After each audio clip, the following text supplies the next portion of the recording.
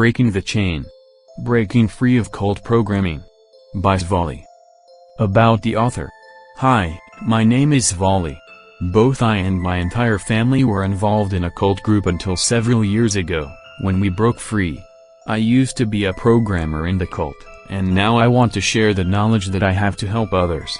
It is possible to break free of cult abuse if a person is involved.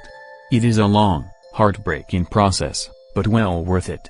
In the articles that I will be providing, I hope to help the survivor of cult abuse find tools to help in their journey towards freedom. I have been a consultant to an online survivors group that helps people dealing with issues related to cult programming and becoming free, for the past year and a half.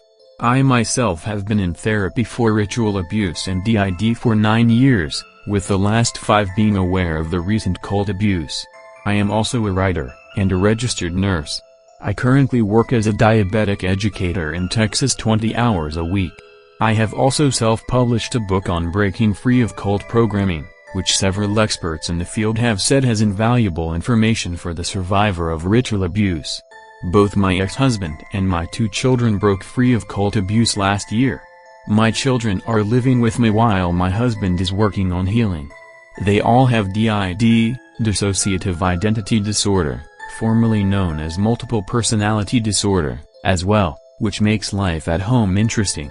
I am currently married to my second husband, who is also a recovered DID and who got out of the cult 5 years ago. An overview of the Illuminati. In order to understand Illuminati cult programming, it is first necessary to understand a bit about the structure and philosophy of the organization. The Illuminati are a group of people who follow a philosophy known as Illuminism or Enlightenment. The Illuminati were named several hundred years ago, but trace their roots and history to the ancient mystery religions of Egypt, ancient Babylon, and even Mesopotamia. Out of these ancient religions, which were practiced secretly over hundreds and hundreds of years, there rose esoteric groups which continued to practice the rites, traditions, and inculturation brought in from the original groups. Over the centuries, these groups practiced openly in some countries, and covertly in countries where Christianity or other religions opposed their practices. Some of the groups which came out of these ancient roots included the Order of the Knights Templar, Rosicrucians, Baphodemism, and Druidic cults. These groups were the forerunners, or roots, of modern-day Illuminism. The original Illuministic leaders chose to take what they felt were the best practices of each root religion, combine them into principles, then organize these principles according to specific guidelines. Modern-day Illuminism is a philosophy funded by the wealthy, but practiced in all social strata. It is a philosophy whose tenets have spread across the world. It started with the German branch of Rosicrucians, spread to England, then came to the United States with the first settlers. The Illuminati have 3 main branches: the Germanic branch, which oversees the others, the British branch, which handles finances, and the French/Russian branch. All 3 branches are represented in both the United States and Canada, as well as every country in the world. How the Illuminati are organized in the United States. The Illuminati have groups in every major city of the United States. They originally entered the U.S. through Pittsburgh, Pennsylvania, and from there, spread across the U.S. There are 18 cities across the U.S., which are considered major power centers for Illuminati power and/or influence. These include Washington, D.C. and the surrounding areas, Albany, New York, Pittsburgh, PA, the Golden Triangle of the Winston-Salem, Raleigh, North Carolina area, Minneapolis, Minnesota, Ann Arbor, Mitch, Wichita, Kansas, Phoenix, Oz, Portland, or Flagstaff, Oz, Seattle, Washington, Houston, Texas, Los Angeles, California, and surrounding areas, Atlanta, Georgia, New Orleans, Louisiana, Springfield, Mississippi. Other cities are important to the Illuminati, as well, but these cities funnel money for them, conduct research, and often regional councils sit within them. Hierarchy of the Illuminati. The Illuminati have organized their society along extremely hierarchical, or stratified, levels. In fact, the top levels are known as hierarchical level. The Illuminati have divided the United States into 7 geographical regions. Each region has its own regional council, composed of 13 members, with an advisory board of 3 elders to each one. These regions interact for purposes of finances, personnel, teaching, etc. Beneath each regional council is a local council. This is a council of 13 members, the head of whom sits on the regional council, and gives information about the local groups underneath his leadership. The local council will also have an advisory council of 3. A local leadership council in a large metropolitan area might look like this. Head of local council reports to regional council. 2 intermediaries report all activities under leader to him. 4 administrators oversee finances, administer, set up group activities.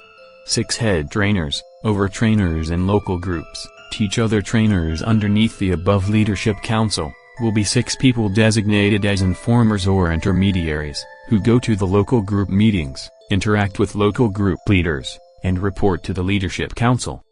Anarchical level. The levels below the leadership council are known as the anarchical levels. Underneath the intermediate level is the local group level. It will look like this.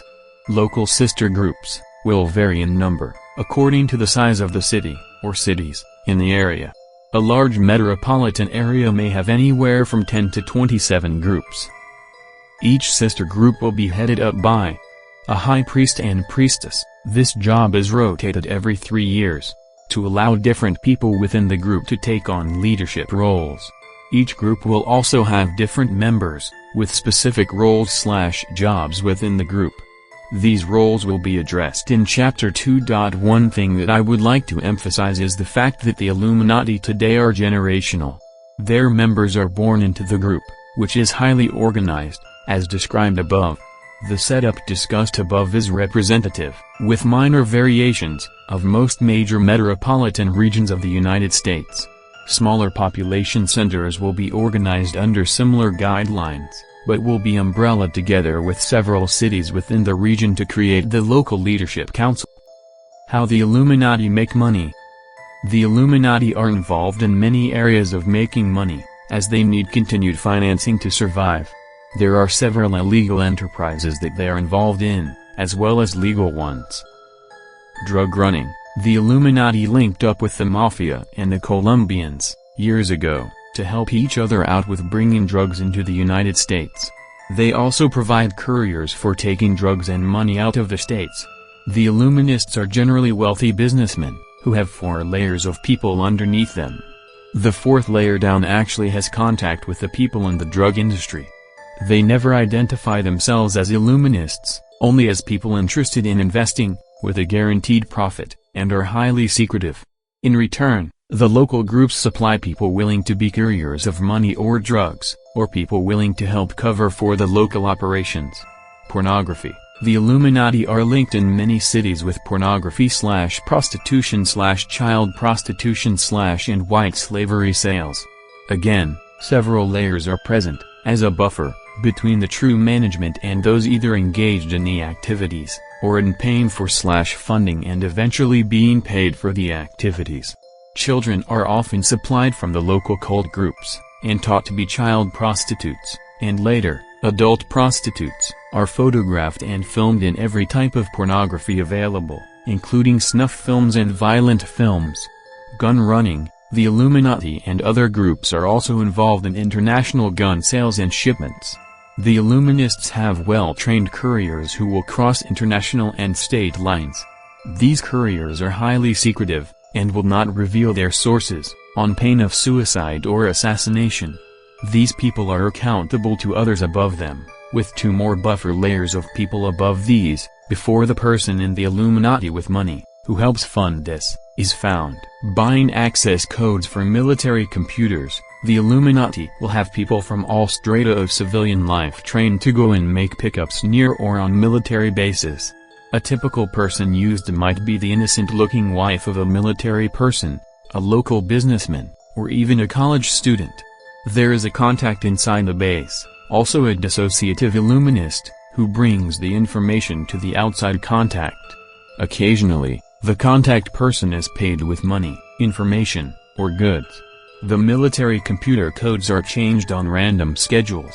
The Illuminati have at least 5 or 6 contacts on each major base, who alert them when the codes are getting ready to change, on pain of death. The Illuminists like having access to military computers, because that will gain them entrance to closed files the world over. Hiring and selling assassinations, this is done worldwide, more in Europe than in the States. These people are paid big money to do either a private or political assassination. The money is paid either to the assassin, or to the trainer. Usually they both divide the fee. The assassin is offered protection in another country for a while, until the trail runs cold.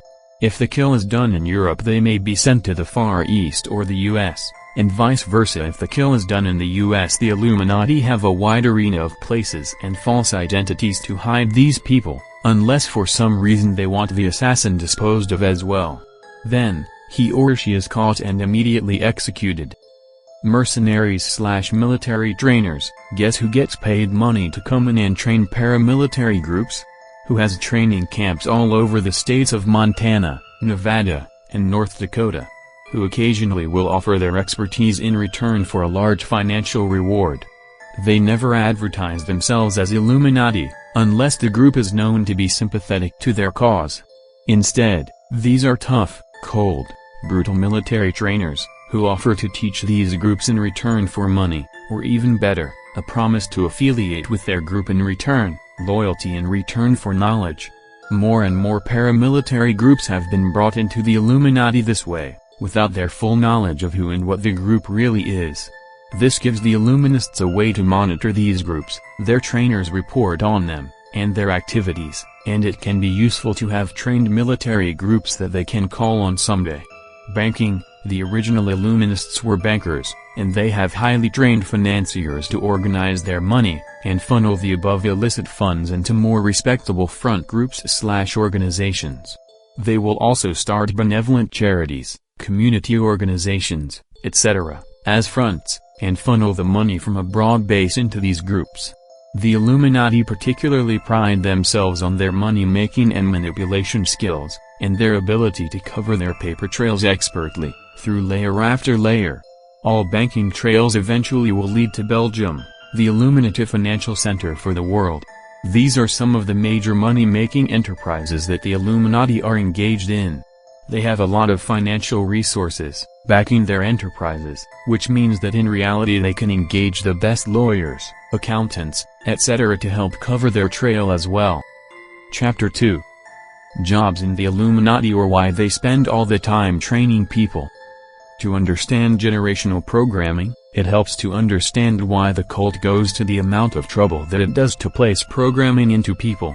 Training represents time and effort, and no one, especially a cult member, will spend that amount of energy unless there will be a return on the investment. This will be a simple overview of some of the more common jobs in the cult. It is not meant to be exhaustive, or in any way considered to be complete. The cult has a very organized hierarchy of jobs. Like any large organization, in order to run smoothly, it needs people who are well trained in their jobs, so well trained that they can do their tasks without even thinking about them. To maintain secrecy, this group must also have people completely dedicated to not revealing their roles in the cult even under threat of death or punishment. The cult wants members who are completely loyal to the group and its tenets, who never question the orders they are given. These qualities in group members ensure the continuance of the cult, and that its secrets are never revealed to the outside world. Here is a sampling of some jobs in the cult, not listed in order of priority. Informers. These people are trained to observe details and conversations with photographic recall. They are trained to report to their local cult leader or hierarchy, or trainer, and will download large amounts of information under hypnotic trance. Detailed knowledge of conversations or even documents can often be retrieved in this manner. They are often used as plants to gather information in both governmental settings, and within the cult meetings. Breeders. These people are often chosen from childhood to have and breed children. They may be chosen according to bloodlines, or given in arranged marriages or cult alliances, to elevate the children. A parent will often sell the services of a child as a breeder to the local cult leader in return for favors or status. These children are rarely used as a sacrifice, usually they are given to others in the cult to adopt or raise. but the breeder is told that any child born to her was sacrificed to prevent her looking for the child. Occasionally, in anarchical cults, a local leader or parent will have a child as the result of an incestuous liaison. Such a child is given away or killed, but the mother will be told the child was given away to a distant branch, and must be given up. Prostitutes can be a male or female of any age. They are trained from earliest childhood to give sexual favors to one or more adults in return for payment to the child's parents or their local cult group. Occasionally, the prostitute may be given to a member of the cult, on a temporary basis, as a reward for a job well done. Child prostitution is a big business for the cult, and training very young children in this role is taken very seriously. Child prostitutes are also used to blackmail political figures or leadership outside the cult. Pornography. A child used in pornography, which may include bestiality, can also be of any age or sex. Child pornography is also big business in the cult, and includes snuff films. Children are trained in this role from preschool on, often with the help or approval of the child's parents. The parents are paid or given favors by the cult in return for selling their child or allowing their child to be trained in this area. Media personnel. These are very bright, verbal people. They will be sent to journalism school and will work for local or regional media upon graduation. These individuals have many contacts within the organization as well as the outside world. They write books and articles sympathetic to the Illuministic viewpoint without ever revealing their true affiliation. They will tend to do biased research in their articles, favoring only one viewpoint, such as denying the existence of DID or ritual abuse. For instance, they will interview only psychiatrists/psychologists sympathetic to this viewpoint and will skew data to present a convincing picture to the general public. If necessary, they will outright lie or make up data to support their viewpoint. There are members of groups whose people have been purposely trained to try and help formulate public opinion on the non-existence of the cult, i.e., cults don't exist. No rational person would believe this mass hysteria. The Illuminists believe that to control the media is to control the thinking of the masses. For this reason, they take training media personnel quite seriously. Helpers at rituals. Cleaners clean up meticulously after rituals. They will scour the site after a ceremony, rake the area, etc. They are taught this job from preschool years on. Preparers set up tables, cloths, candles, and paraphernalia quickly and efficiently. This job is learned from infancy on. Readers read from the Book of Illumination or local group archives. They also keep copies of sacred literature in a safe vault and are trained in ancient languages. Readers are valued for their clear speaking voices and ability to dramatize important passages and bring them to life. Cutters are taught to dissect animal or human sacrifices. They are also known as the slicers and dicers of the cult. They can do a kill quickly, motionlessly, and efficiently. They are trained from early childhood on. Chanters sing, sway, or lead choruses of sacred songs on high holy occasions. High priest/priestess. The person who holds this job is changed every few years in most groups, although it may be held longer in smaller, more rural groups. These people administrate and lead their local cult group as well as coordinate jobs within the cult, give assignments, and pass on meeting dates given from the local hierarchy or leadership council.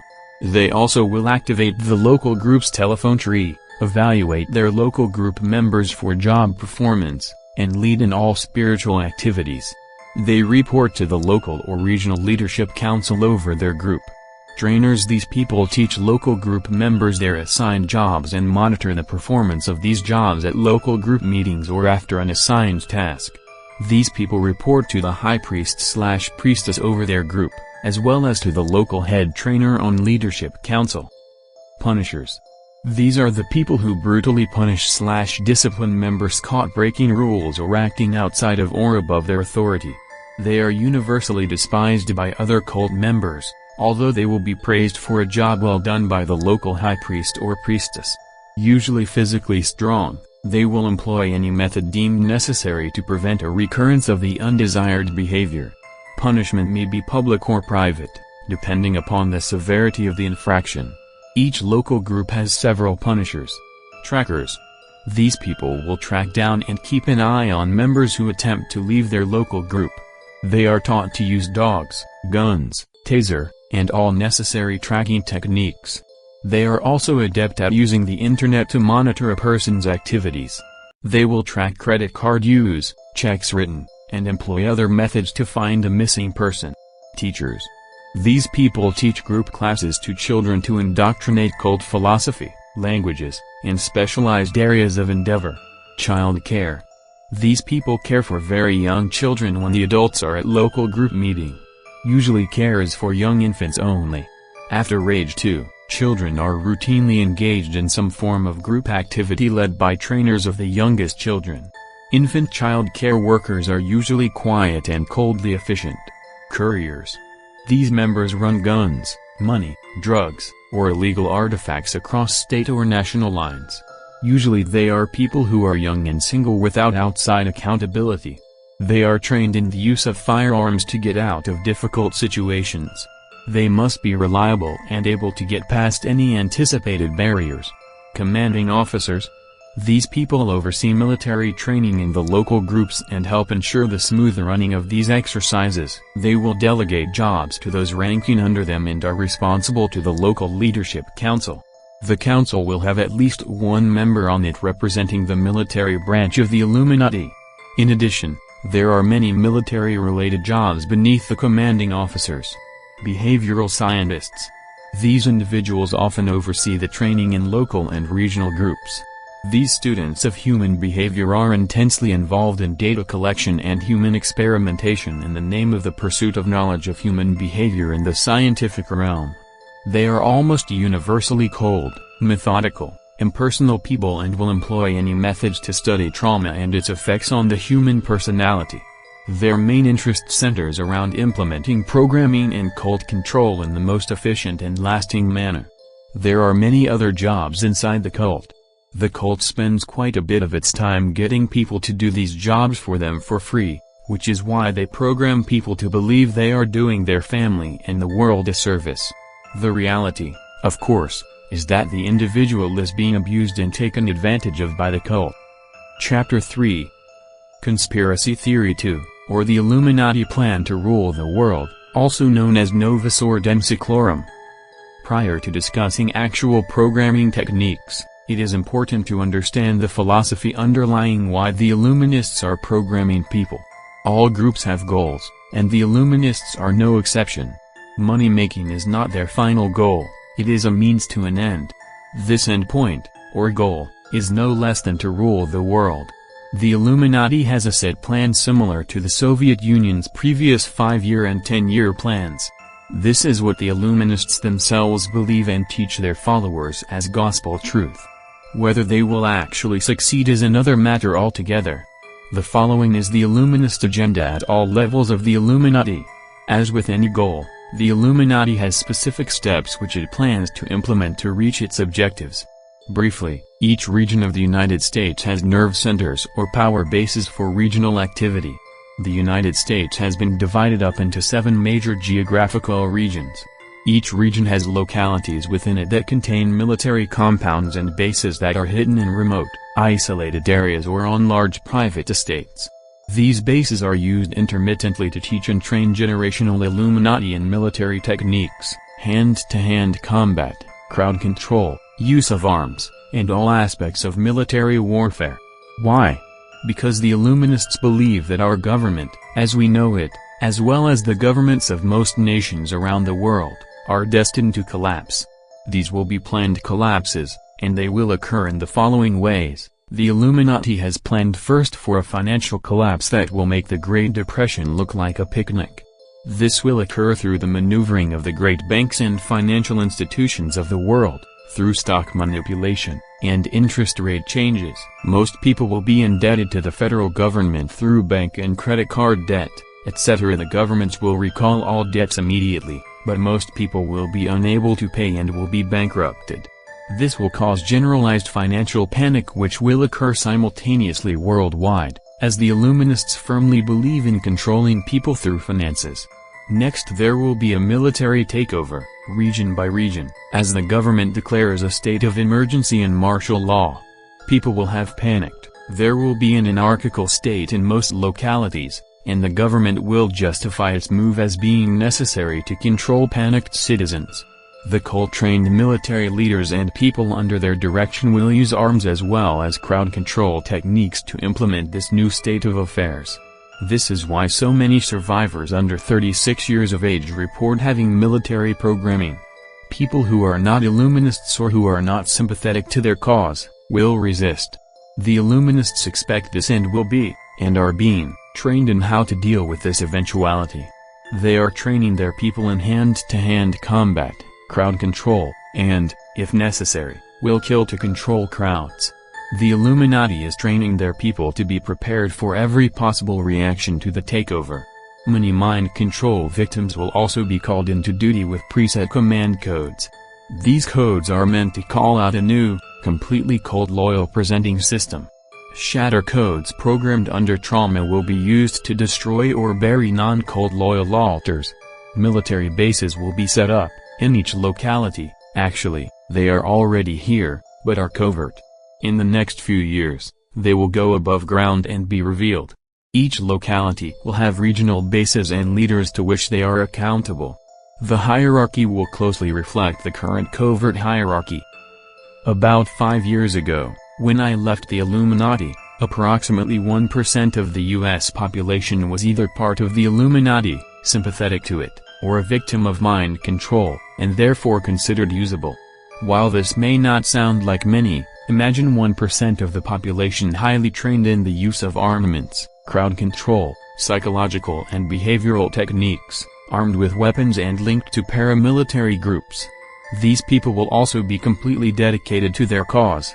The Illuminati firmly believes that it can easily overcome the other 99% of the population, most of whom are untrained, or poorly trained, such as weekend hunters. Even the local military will be overcome as the Illuminati will have regional cell groups with highly trained leaders. They also count on the element of surprise helping them during their takeover. Many of the highest leaders in the militia branch of the Illuminati are or have been officers in the military, and so already have a good knowledge of which techniques will work best to overcome a region's or locality's defenses. After the military takeover, the general population will be given a chance to either espouse the Illuminati's cause, or reject it, with imprisonment, pain, even death being possible punishments. These people very much believe that the intelligent, or enlightened or illuminated, were born to rule. They are arrogant, and consider the general population as dumb sheep who will be easily led if offered strong leadership, financial help in an unstable world economy, and dire consequences if the person rebels. Their utter ruthlessness, and ability to implement this agenda, should not be minimized. The Illuminati banking leaders, such as the Rothschild, the Vanderbilts, the Rockefellers, the Carnegies, and the Mellons, as examples, will reveal themselves, and offer to save the floundering world economy. A new system of monetary exchange, based on an international monetary system, and based between Cairo, Egypt, and Brussels, Belgium, will be set up. A true one-world economy, creating the longed-for one world order, will become reality. There is more to the Illuminist agenda, but these are the basics of it. This agenda is what the Illuminati really, truly, believe, teach, and train for. They are willing to give their lives up in this cause, in order to teach the next generation, as they believe that their children are their legacy. I was told that my children's generation would see this takeover, sometime in the 21st century. At present, the Illuminati have quietly and covertly fostered their takeover plan by their goals of the infiltration of the media, the banking system, the educational system, the government, both local and federal, the sciences, the churches. They are currently, and have been working the last several hundred years, on taking over these 6 areas. They do not go to an institution, and say hi, I'm a local Illuminist, and I'd like to take over your bank. Instead, they begin by having several people quietly invest funds over several years, gradually buying more and more shares in the bank, or other institution that they wish to control, until they have a financial controlling interest in it. They never openly disclose their agenda, or their cult activities, as often they are amnesic to them. These are well-respected, Christian-appearing business leaders in the community. The image in the community is all important to an Illuminist. They will do anything to maintain a normal, respected facade, and despise exposure. On one leadership in a major metropolitan city, where I was a member, there sat one head of the local small business administration, one CEO of a government defense firm, one principal of a Christian school, one vice mayor of the city, one journalist, one nurse, one doctor, one behavioral psychologist, one army colonel, and one navy commander. All except one attended church weekly. All were well respected within the community. None of them appeared evil, or marked. If you met them in person, you would probably instantly like any of these intelligent, verbal, likable, even charismatic people. This is their greatest cover, since we often expect great evil to appear evil, led by media portrayals of evil as causing changes in the face and demeanor of people, or marking them like the biblical Cain. None of the Illuminists that I have known had unkind, or evil-appearing, persona in their daytime lives, although some were dysfunctional, such as being alcoholics. The dissociation that drives the Illuminists is their greatest cover for being undetected at this time. Many, if not most, of these people are completely unaware of the great evil that they are involved in, during the night. There are other groups which are not actually part of the Illuminati, but the Illuminati are aware of them. The Illuminati are not the only group that follows esoteric practices, or worships ancient deities or demons. They encourage divisiveness between different groups. Divide and conquer is one of their ruling principles, and are not concerned about other groups. Instead, they will often welcome them into their umbrella, if possible. This has been happening more and more in recent years, as the Illuminati trade teaching their training principles, which are considered the best by most secretive groups, in exchange for loyalty to the Illuminati. They will send their trainers to these groups, and the trainers will report to the local regional council. In the political arena, the Illuminists will fund both sides of a race, because their greatest maxim is that out of chaos comes order, or the discipline of anarchy. That is why they sent arms to, and funded, both sides of both the great world wars in this century. They believe that history is a game, like chess, that only out of strategy, fighting, conflict, and testing can the strong emerge. I no longer agree with this philosophy, but at one time, I did, with all my heart. Hopefully, as these people and their agenda are exposed, the common man will rise up against this intended rule to be foisted upon an unsuspecting mankind. Chapter 4. How the Illuminati program people. An overview of some basic types of programming. In the first few chapters, I defined Illuminism, its reach, and some of the philosophy, money-making enterprises, and agendas that help explain why they program people. I believe that these are important to understand, as a preface to the next few chapters. Why? The programming techniques that I will describe take an incredible amount of effort, time, dedication, and planning on the part of the cult to place in the individual. Only a very motivated group of people would spend the time it takes to do this. These chapters are very hard for me to write, as an individual, since my role in the cult was that of a programmer. So, the very techniques you will be reading about were often those that I used to place programming in individuals that I worked with. I no longer do these things, nor do I espouse doing them. The reason I am writing this book is that I believe that therapists who work with DID, as well as survivors, deserve to know what is done to people, how it is done, as well as be given some ideas on how to undo the programming that the cult places in people.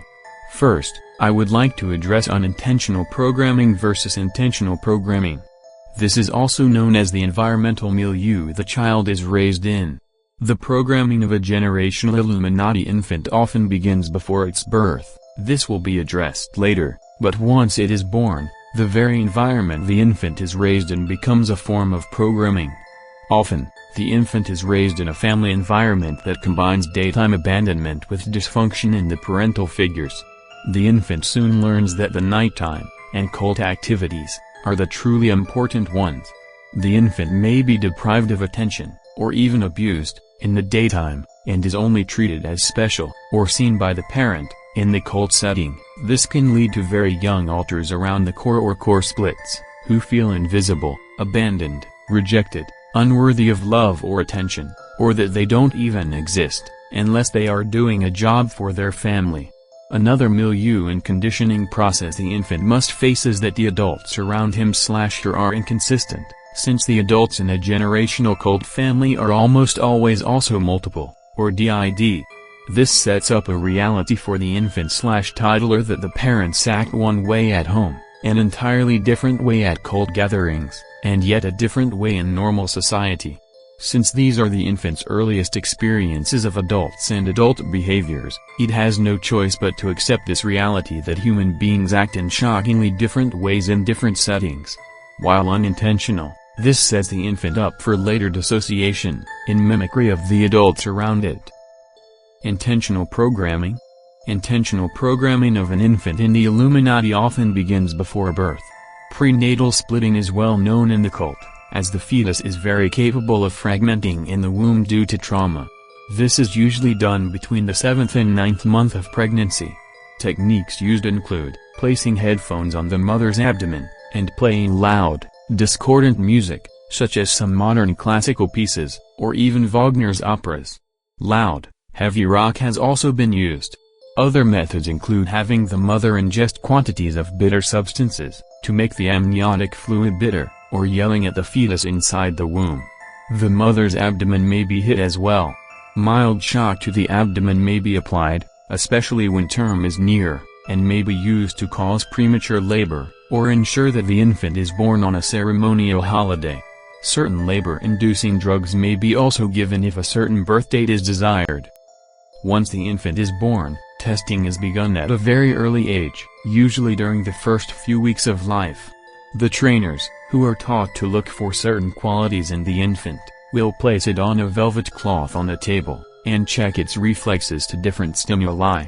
The infant's strength, how it reacts to heat, cold, and pain are all tested. Different infants react differently, and the trainers are looking for dissociative ability, quick reflexes, and reaction times. They are also encouraging early dissociation in the infant with these tests. The infant will also be abused, to create fragments. Methods of abuse can include rectal probes, digital anal rape, electric shocks at low levels to the fingers, toes, and genitalia, cutting the genitalia in ritual circumstances, in older infants. The intent is to begin fragmentation before a true ego state develops, and customize the infant to pain and reflexive dissociation from pain. Yes, even tiny infants dissociate. I have seen it time and time again. They will glow blank and limp, or glassy, in the face of continued trauma. Isolation and abandonment programming will sometimes be begun as well, in a rudimentary sense. The infant is abandoned, or uncared for by adults, intentionally during the daytime, then picked up, soothed, cleaned up and paid attention to in the context of preparing for a ritual or group gathering. This is done in order to help the infant associate night gatherings with love and attention, and to help the bonding process to the cult, or family. The infant will be taught to associate maternal attention with going to rituals, and eventually will associate cult gatherings with feelings of security. As the infant grows older, i.e. at 15 to 18 months, more fragmenting is intentionally done by having the parents as well as cult members abuse the infant more methodically. This is done by intermittently soothing, bonding with the infant, then shocking it on its digits. The infant may be dropped from heights to a mat or mattress and laughed at as it lays there startled and terrified, crying. It may be placed in cages for periods of time, or exposed to short periods of isolation. Deprivation of food, water, and basic needs may begin later in this stage. All of these methods are done in order to create intentional dissociation in the infant. The infant of this age may be taken to group meetings, but outside of special occasions, or dedications, will have no active role yet in a cult setting. The small infants are usually left with a cult member, or caretaker, who watches them during the group's activities. This caretaker role is usually rotated among lower-level or teenage members. Between the ages of 20 and 24 months, the toddler may begin the steps of discipline which the Illuminati use to teach their children. The age the child begins them will vary, depending upon the group, the parent, the trainer, and the child. These steps of discipline would be better called steps of torment and abuse, as their purpose is to create a highly dissociative child, out of touch with their feelings, who is completely and unthinkingly loyal to the cult. The order of the steps may also be varied a little, depending on the whims of the trainer or parents. I will first discuss the first 5 steps of discipline. Note, these steps may vary somewhat from region to region, but most follow this outline at least roughly, even if not in the same order. First step, to not need. The small toddler/child is placed in a room without any sensory stimulus, usually a training room with gray, white, or beige walls. The adult leaves and the child is left alone, for periods of time. These may vary from hours to an entire day as the child grows older. If the child begs the adult to stay, and not leave, or screams, the child is beaten, and told that the periods of isolation will increase until they learn to stop being weak. The ostensible purpose of this discipline is to teach the child to rely on its own internal resources, and not on outside people, strengthen it. What it actually does is create a huge terror of abandonment within the child. When the adult, or trainer, returns to the room, the child is often found rocking itself, or hugging itself in a corner, occasionally almost catatonic from fear. The trainer will then rescue the child, feed and give it something to drink and bond with the child as their savior. The trainer will tell them the family told the trainer to rescue the child, because its family loves it. The trainer will instill cult teachings, at this point, into the helpless, fearful, and almost insanely grateful child who has just been rescued from isolation. The trainer will reinforce in the child over and over how much it needs its family, who just rescued it from death by starvation or abandonment. This will teach the very young toddler to associate comfort and security with bonding with its trainer, who may be one of its parents, and being with family members. The cult is very aware of child developmental principles, and has developed exercises like the above after hundreds of years of teaching very young children. Second step, to not want. This step is very similar to the first step, and actually reinforces it. It will be done intermittently with the first step over the next few years of the child's life. Again, the child is left alone in a training room, or isolated room, without food or water for a long period of time. An adult will enter the room, with a large pitcher of ice water, or food. If the child asks for either, as the adult is eating or drinking in front of the child, he or she is severely punished for being weak and needy. This step is reinforced, until the child learns not to ask for food or water unless it is offered first. The ostensible reason the cult gives for this step is that it creates a child who is strong, and can go without food and water for longer and longer periods of time. The real reason this is done is that it creates a child who is completely dissociated from its own needs for food, water, or other comforts, who becomes afraid to ask outside adults for help. This creates in the child a hypervigilance as she/he learns to look for outside adults for cues on when it is okay to fulfill needs, and not to trust her/his own body signals. The child is already learning to look outside itself to others to learn how it should think or feel, instead of trusting its own feelings. The cult now becomes the locus of control for the child. Third step, to not wish. The child is placed in a room with favorite toys, or objects. A kind adult comes into the room and engages the child in play. This adult might be a friend, aunt, parent, or trainer. The child and adult may engage in fantasy play about the child's secret wishes, dreams, or wants. This will occur on several occasions, and the child's trust is slowly gained. At some later point, the child is severely punished for any aspect of wishing or fantasy shared with the adult, including the destruction of favorite toys, going in and undoing or destroying secret safe places the child may have created, or even destroying non-cult protectors. This step is repeated, with variations, many times over the ensuing years. Occasionally, the child's siblings, parents, or friends will be used to reveal inside fantasies the child has revealed to them during the daytime, or in unguarded moments. The ostensible reason the cult gives for this step is to create a child who doesn't fantasize, who is more outwardly directed, less inwardly directed. In other words, the child is to look to adults for permission in all aspects of its life, including internal. The reality is that this step destroys all safe places the child has created internally, to retreat from the horrors it is experiencing. This step creates in the child the feeling that there is no true safety, that the cult will find out everything it thinks. Exercises like this are also used to create young alters in the child who will self-report to the cult trainers any secret safe places, or covert wishes against the cult, that other alters have. This will then begin to set up inter-system hostility and divisiveness, which the cult will manipulate throughout the person's lifespan in order to control them. Fourth step, the survival of the fittest. This step is used in order to begin creating perpetrator alters in the young child. All cult members will be expected to become perpetrators. This begins in early childhood. The child is brought into a room where there is a trainer and another child of approximately the same age, or slightly younger, that the child being taught. The child is severely beaten, for a long period of time, by the trainer, then told to hit the other child in the room, or they will be beaten further. If the child refuses, it is punished severely, the other child is punished as well, then the child is told to punish the other child.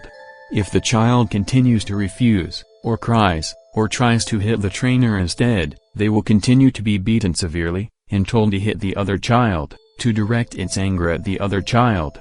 This step is repeated until the child finally complies.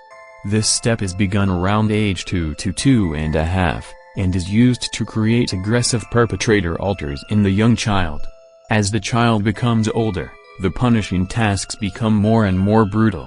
Children are expected to become perpetrators of others at very young ages, and will practice on children younger than themselves, with the encouragement and rewarding by the adults around them.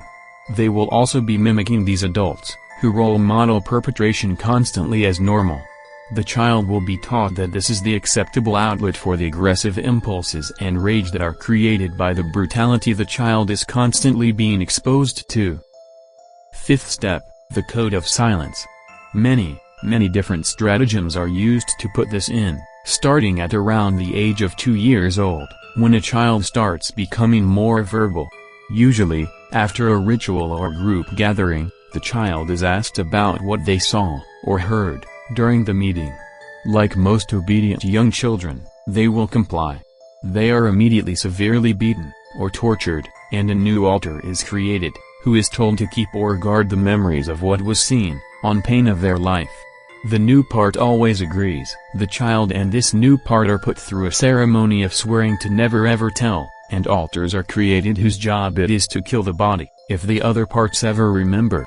The child is also put through severe psychological torture to ensure that it will never be tempted to tell, including, being buried alive, near drowning, watching traitors' deaths involving slow painful torture, such as being burned, or skinned alive, being buried with a partially rotted corpse and being told that they will become a corpse like it if they ever tell, etc. The scenarios go on and on, invented by people with endlessly cruel imaginations, in order to ensure the secrecy of the young child. These methods have been perfected over hundreds of years of practice by the cult with its children. The reason these things are done is self-evident. The cult is involved in criminal activities, as explained in the first few chapters of this book, and they want to ensure the continued silence of its children. This is one reason why the cult has survived so long, and with its continued shroud of secrecy, why more survivors are afraid/unwilling to disclose their abuse. In order to reveal cult secrets, a child must go against some of the most tremendously horrendous psychological trauma and abuse imaginable. Even as an adult, the survivor has difficulty putting these things aside, when discussing their abuse. Children and adults alike are told that if they ever tell, they will be hunted down and shot. The assassin training lets the child know that this is no idle threat, that they will be tortured slowly. The child will be exposed to setups and role plays throughout their growing up that reinforces this step. Suggestions that may help. I believe in also offering some ideas on how to undo some of the above-mentioned programming, as I do not believe in knowledge, only for knowledge's sake. The survivor often needs tools, in order to try and undo some of the horrendous abuse that the cult places him/her through, especially as memories of these things occur. These are just meant as helpful hints and do not replace the advice of a good therapist. Early milieu programming. This is difficult to undo, since it hits on core abandonment issues, and rejection, for the survivor. This will often have been the survivor's very first, earliest experiences as an infant, involving its relationship with its parents and primary family members. Working on this requires the wholehearted effort of all alter systems inside, to join in nurturing the core splits who experienced severe parental rejection, and the cognitive recognition that the daytime was important, too, that the adults around the infant were the unhealthy ones. The infants often feel unlovable, overly needy, depressed, but nurturing alters inside can help comfort them, and share the reality that the infant really was lovable, no matter what the outside adults around it were like. Here, too, an outside supportive therapist, and a strong, nurturing faith system, can help tremendously in the healing process, as new messages are brought into the abandoned, wounded parts. Sorting through what happened, grieving over the real issues of abandonment, and bringing reality to very young, deeply wounded parts will take time. Early intentional fragmentation, ages 0 to 24 months. Usually there are cognitive parts of the survivor inside, who have never ever forgotten the abuse, and can help share the cognitive reality of the abuse with the amnesic alters. This should be done extremely slowly, since this first abuse was done quite early in life. Creating an internal nursery, with safe toys, objects, can help. Older nurturing adult alters inside can help hold and care for the wounded infants inside the nursery, while acknowledging and grieving over the abuse which occurred. It is important to believe and validate the young parts when they come forward to share. Allowing them nonverbal ways of expressing themselves can help, as these are quite young parts, who often cannot talk yet. Having older children inside who are close to the infants verbalize their wants, needs, and fears can also help, as often the youngest parts inside do not trust any adults, even internal ones. A strong, caring outside therapist is also important to healing, by modeling healthy nurturing to a system that may have no concept of this, while balancing the need of the infant for outside nurture with the need for the internal systems to learn their own self-nurture techniques. Internal helpers can reach the infants, ground them, share present reality, that the body is older, the infants are safe, etc. These helpers may be internal older children, as mentioned before. The survivor may also want to find support adults when possible, who can help with modeling healthy caring with good boundaries. A therapist or friend cannot reparent the survivor. The survivor will long for this, but realistically, the survivor has one set of parents, good or bad, or sadly, even terrible. No outside person can come in and redo the complete reparenting of another. What the therapist and support person can offer will be caring, empathy, listening, while the survivor grieves over the loss of adequate nurture. They can offer friendship or empathy with good boundaries. They cannot become the survivor's parents, or therapy will not progress. Instead, enmeshment will begin. The first 5 steps of discipline, there are 12 total, others will be addressed in later chapters. Try to find the parts that experienced the abuse.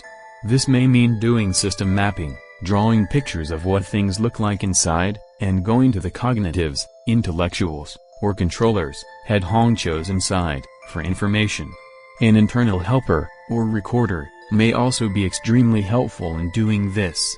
Allow these parts to slowly acknowledge the agony that they experienced during their deprivation, heat, being held over a fire, or stove, cold, such as being placed in freezers, or ice, for example, lack of food, etc. Encourage the sharing of the cognitive portion of the memories first, while allowing amnesic alters to grieve over hearing about these things. Allow them time to absorb hearing about these traumas, as they occurred over several years during early childhood, and will take time to assimilate. Healing can't be rushed. Allow feeling alters later to step forward, and share their feelings, while more cognitive or helper parts are inside holding their hands, grounding them to the here and now throughout the process of remembering. Be prepared for floods of emotion at times, as well as body memories, as the abuse is recalled. A group of inside people can be designated as a grounding team to help ground these parts as they step forward and share their memories. Remembering safely assumes that the person has a qualified therapist, and also has laid the groundwork for good intra-system cooperation, as discussed above. Memory work should not be done until there is good communication and cooperation inside, or the person will be overwhelmed by the memories as they come out. They will be flooded and re-traumatized instead of helped, and may decompensate. With good communication, memories can be brought out a little at a time, in manageable pieces, while cognitive alters continually help keep the survivor from going completely into the memory, and they can also help ground the more wounded parts. The cult will put people through certain types of programming in order to achieve a specific goal, separating the intellect, or cognition, from the feelings in a person. Cognitive alters in these systems are always considered higher than the feeling alters. Cognitive alters are taught to pass down their feelings to the lower feeling alters. While these labels are untrue, the cognitive alters will fear feeling the intense, overwhelming emotions that cause them to split further and further from the more limbic, or feeling alters internally. This will drive continued system divisiveness in the survivor.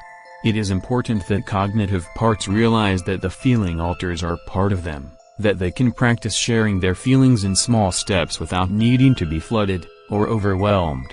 A reminder: external safety is paramount to undoing inside programming. You have to be able to promise these parts external safety, and deliver on this promise, or they will understandably balk at working inside on undoing programming. Why should they try and change, only to go back and be punished again? No system will undo its own protective dissociation, if the abuse is ongoing, or it will continue to destabilize and re-dissociate over and over. This is because dismantling the dissociation would mean dismantling its own survival and protection. Stopping contact with perpetrators and having a safe therapist are the very first steps to take, before attempting to undo internal programming.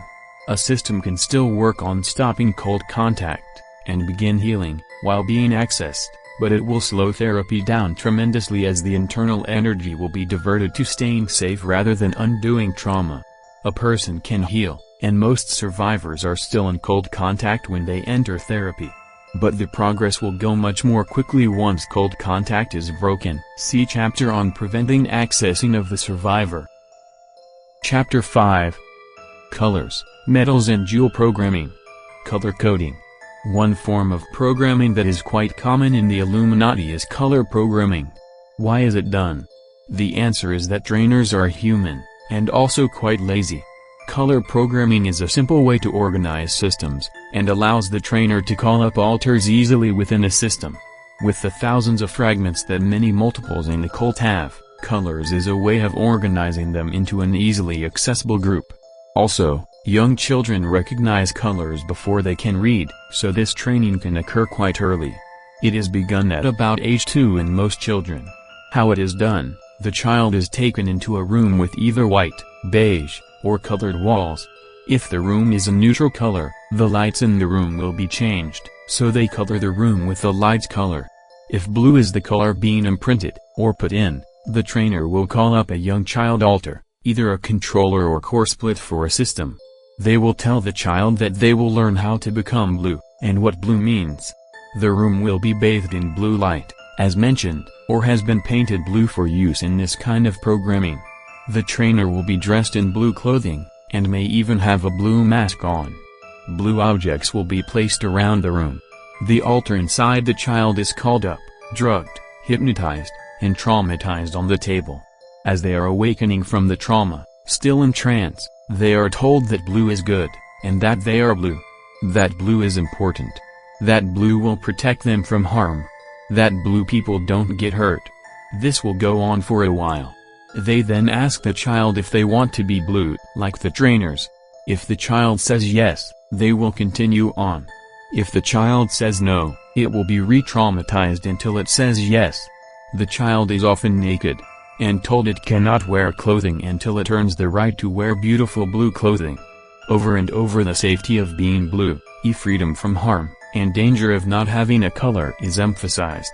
The children really wants to be blue after a while of going through this. They may be given blue candy as a reward for choosing to become the color. They may be given blue sunglasses or tinted lenses to wear. They are allowed to wear blue robes once they identify with the color chosen for them. Once the child completely identifies with the color, or rather, the main altar or template for the system accepts this color, then they are taught in progressive stages, over many training sessions, what the color blue means. They are in setups, or dramas with other blue children, where they act out the role of a blue. They are drugged, hypnotized, traumatized, while the meaning of blue is ground in over and over. They are forced to act in blue ways. Different trainers and regions will assign different meanings to different colors. Many military systems are coded blue, or protective. The military altars all are called up periodically to reinforce blue training. If the trainer at a later date wants to access a blue system, they may call them up by color, or wear a piece of clothing or a scarf in the color they want to reach. This becomes an unconscious trigger for this color to come forward. Color coding is one of the first methods that is inlaid over systems. An entire system may be color-coded one color, or two or more colors may be coded in, with each system controller. Most systems have three, being given a different color over its part of the system. Metals programming. Metals programming is a type of programming that many Illuminati children are given. Because it is so similar to Joules programming, I will discuss how it is done under Joules. Metals can be from bronze, lowest, to platinum, highest. Joules programming. Many Illuminati children will go through either metals or Joules programming, and occasionally will go through both.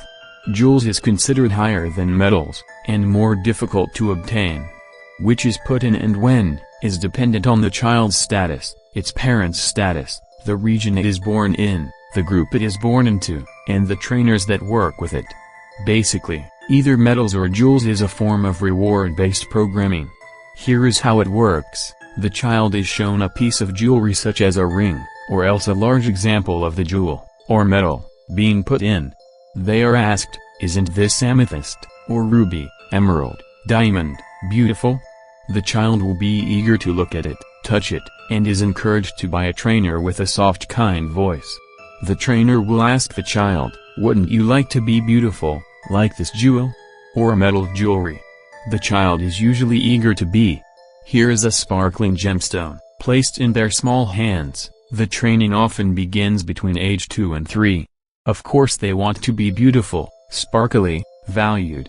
The trainer will extol the beauty of the gem, or metal, will tell the child how special, valued, wanted gems are, and basically build up the idea of becoming like a jewel. The child is then told that in order to become a jewel, they must earn the right. This involves passing through steps of discipline, see Chapter 3, passing special tests, being rewarded for special achievement. Becoming a jewel, or precious metal, is dangled before the small child, like a carrot, as the reward for doing well in training sessions. The earning of one is linked to going through the rungs of the long, arduous training process expected of Illuminati children. Having a jewel or metal involves stepping up in status and being praised. But the price is enduring hours of abuse called training, but in reality is organized, systemic abuse to make the child do what the trainer wants them to become. Over time, with the help of drugs, hypnosis, shock, and other trauma, as the child goes through its training process, it will begin earning its jewels and/or metals, one by one. These will become full altars inside. Amethyst is usually the first one earned, and is linked to keeping secrets, never telling, and passing the first step of discipline. Each step is linked to receiving either a jewel or precious metal. Ruby will often be next, and is linked to sexual abuse and sexual altars inside. As the child is repeatedly sexually traumatized and survives, or creates sexual altars to please adults, they are rewarded by being allowed to become a ruby. Emerald will often come later, ages 12 to 15. This is considered very precious, and is linked to family loyalty, witchcraft, and spiritual achievement. Emeralds will often have a black cat, or familiar linked to them. Diamond is the highest gemstone, and not all children will earn it. It is considered a high achievement, and may not be earned until adulthood, after passing rigorous tasks. It will be the controlling altar in a gemstone system. A diamond has passed all 12 steps of discipline, plus passed unusual tests and will have highest family loyalty.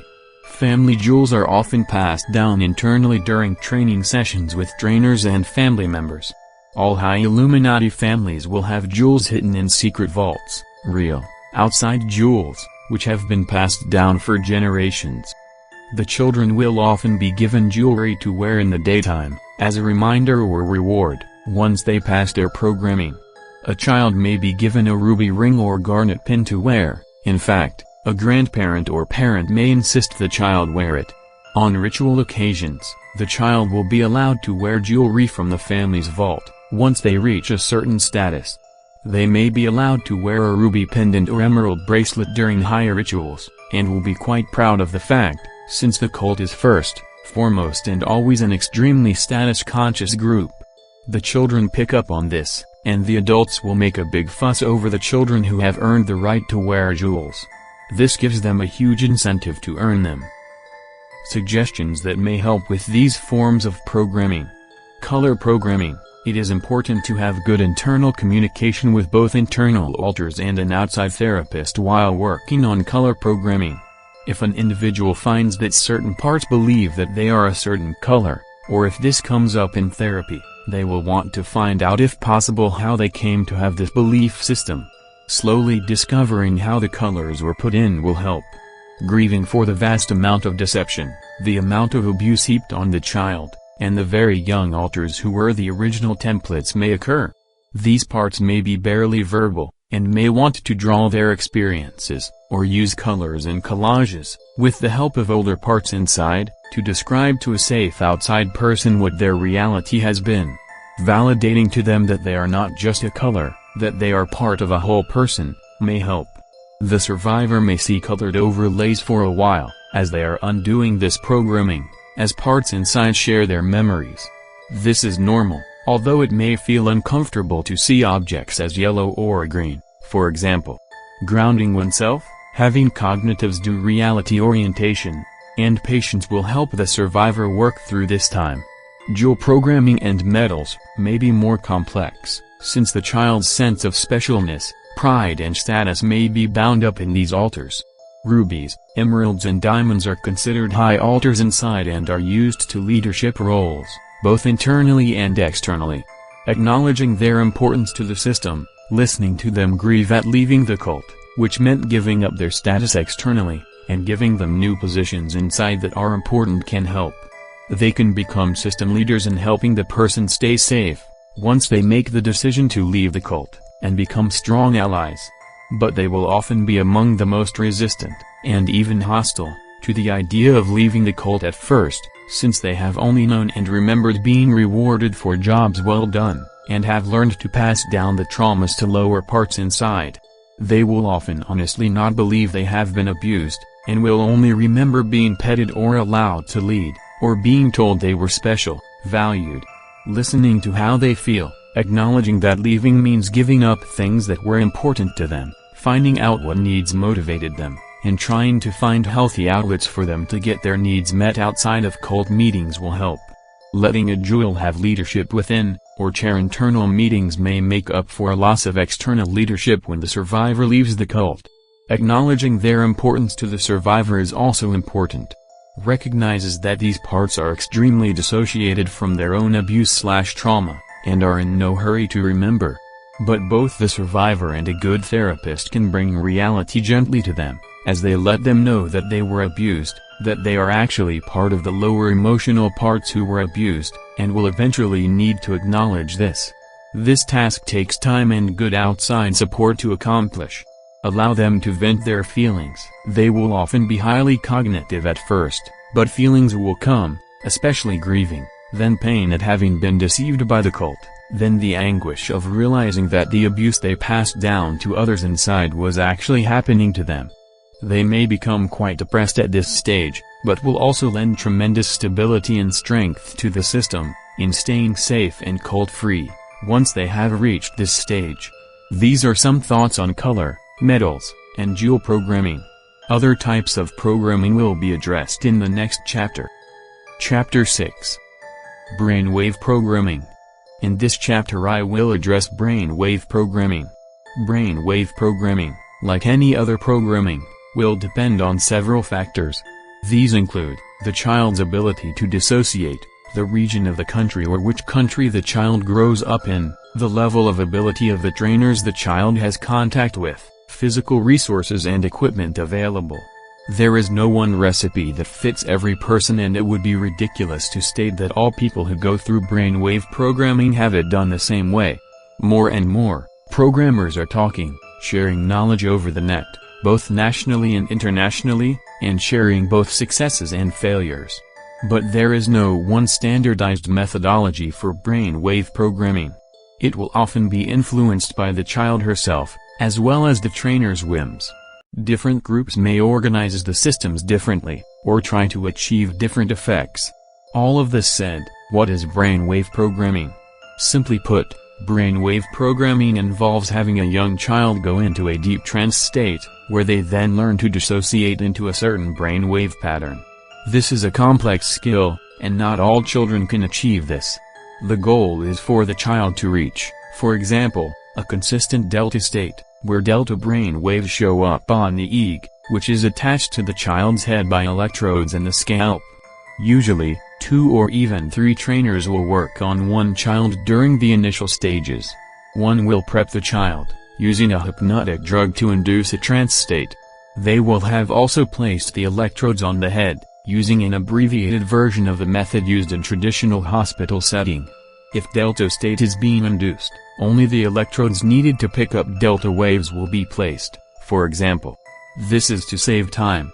The prep child will be on a trainer's table, and will be quite relaxed. The average child is about 8 years old when this is begun, since the cerebral cortex and neurological development are not advanced enough at earlier ages. It has been tried at earlier ages, quite unsuccessfully, in the past. This practice was dropped because of the neurological damage and failure to take rate that trainers were seeing.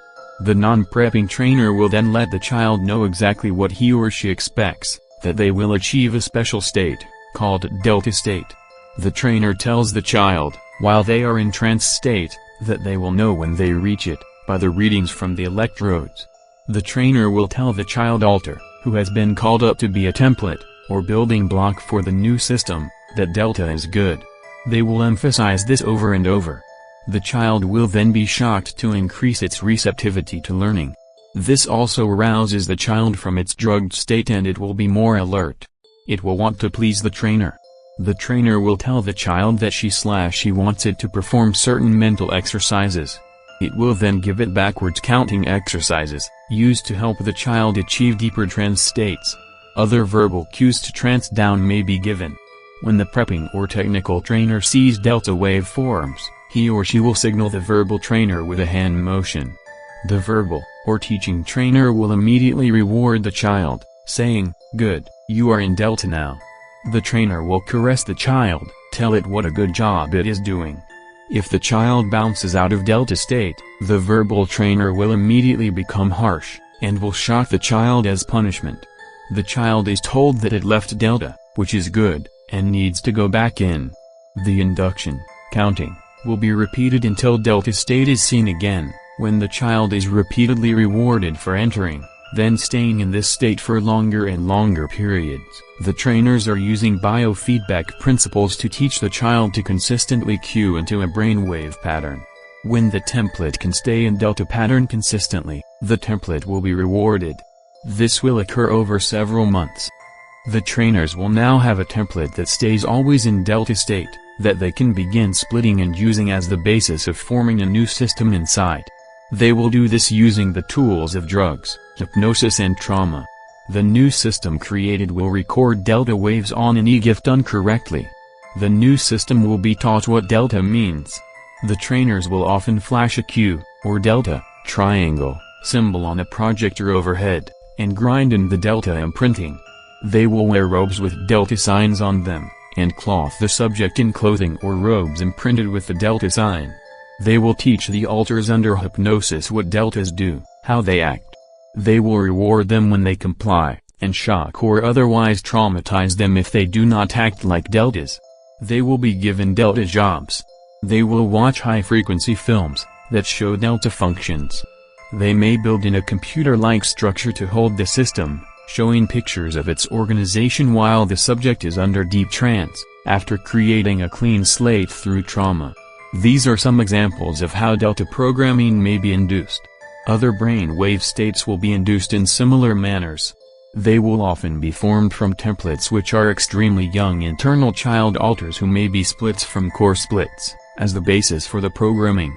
Common brainwave states used are alpha. This is the most easily reached brainwave state, and also includes both the youngest and most easily accessed alters in the entire system. Young children have long periods of alpha activity and must be trained to enter other brainwave states for long periods. System access programming, access codes and sexual alters will often be placed in alpha, which may also be coded red in some systems. Beta, this is the next most easily reached state, and is often associated with aggressive impulses. Beta state will often hold cult protectors, internal warriors, and military systems. They may be color-coded blue. Gamma, this will often hold extremely cold loyal alters, and holds more emotion than the other states, except for alpha. Suicide programming will often be layered into this system, as these alters would rather die than leave their family. Scholarship programming may be held by this system, since they easily memorize by rote. Several languages may be spoken by different alters in this system, as the Illuminati like to program in plural linguality, with up to 8 languages, both modern and ancient being spoken. Delta, this is one of the more cognitive brainwave states, and will often be highly dissociated. It may also be the ruling or controlling state over the other brainwave systems. Often, delta state may be configured inside as a computer, and the delta alters will have emotionless, flat alters with photographic memories. They may hold most of the cognitive memories for the other systems, especially if extensive amnesia programming has been done. Delta state may have up to 3 levels of training, Delta 1, Delta 2, and Delta 3, which will also correlate to security access allowed within the cult, i.e. access to highly confidential information. Behavioral sciences programming may be held by this system. Internal programmers, self-destruct, psychotic, and shatter programming, as well as other punishment programming sequences to prevent outside access or internal access to the systems, may be held within delta systems. It may be color-coded both orange/blue/purple, and will also often be the entryway to higher systems such as jewels or internal councils, inside. Epsilon, this is often a hidden system and may hold CIA programming and high-level governmental programming. Assassin programming may be held in this system, or in the beta system, depending on the trainer. Covert operations, courier operations, learning to tail a subject, or drop a tag, disguises, getting out of difficult situations, may be handled by this system, which sees itself as chameleon-like. It may be color-coded brown. Phi/Theta/Omega programming, this represents negative spiritual programming. These are the dark ritual alters, who participate in blood rituals, sacrifices, and ceremonies. Internal witches, warlocks, seers, psychics, readers, and occult practitioners will be placed in this system, which has highly developed right brain and deep trance abilities. They will often be color-coded black. This is an overview of some of the more common brain wave systems. It is often placed in over a matter of years, from ages 8 to 21 being the primary ones, with occasional reinforcement of the programming from time to time. Suggestions: brainwave programming is a very complex form of programming which creates automatic amnesia and communication barriers between the different brainwave states. This will also be reinforced by shock and punishment to prevent its degradation, or undoing. Internal system controllers and programmers will also work to reinforce the programming, especially at night, when the person is asleep, physically. All brainwave systems will have system controllers, usually set up in a group of 3, the Illuminati love triads, as being the mystical and most stable number.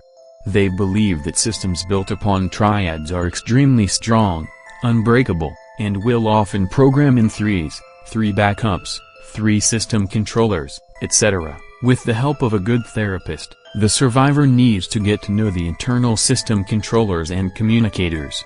They are there, They have to be, because the trainers place them there to communicate with and be accountable to them externally, and will often have complete knowledge of their own system.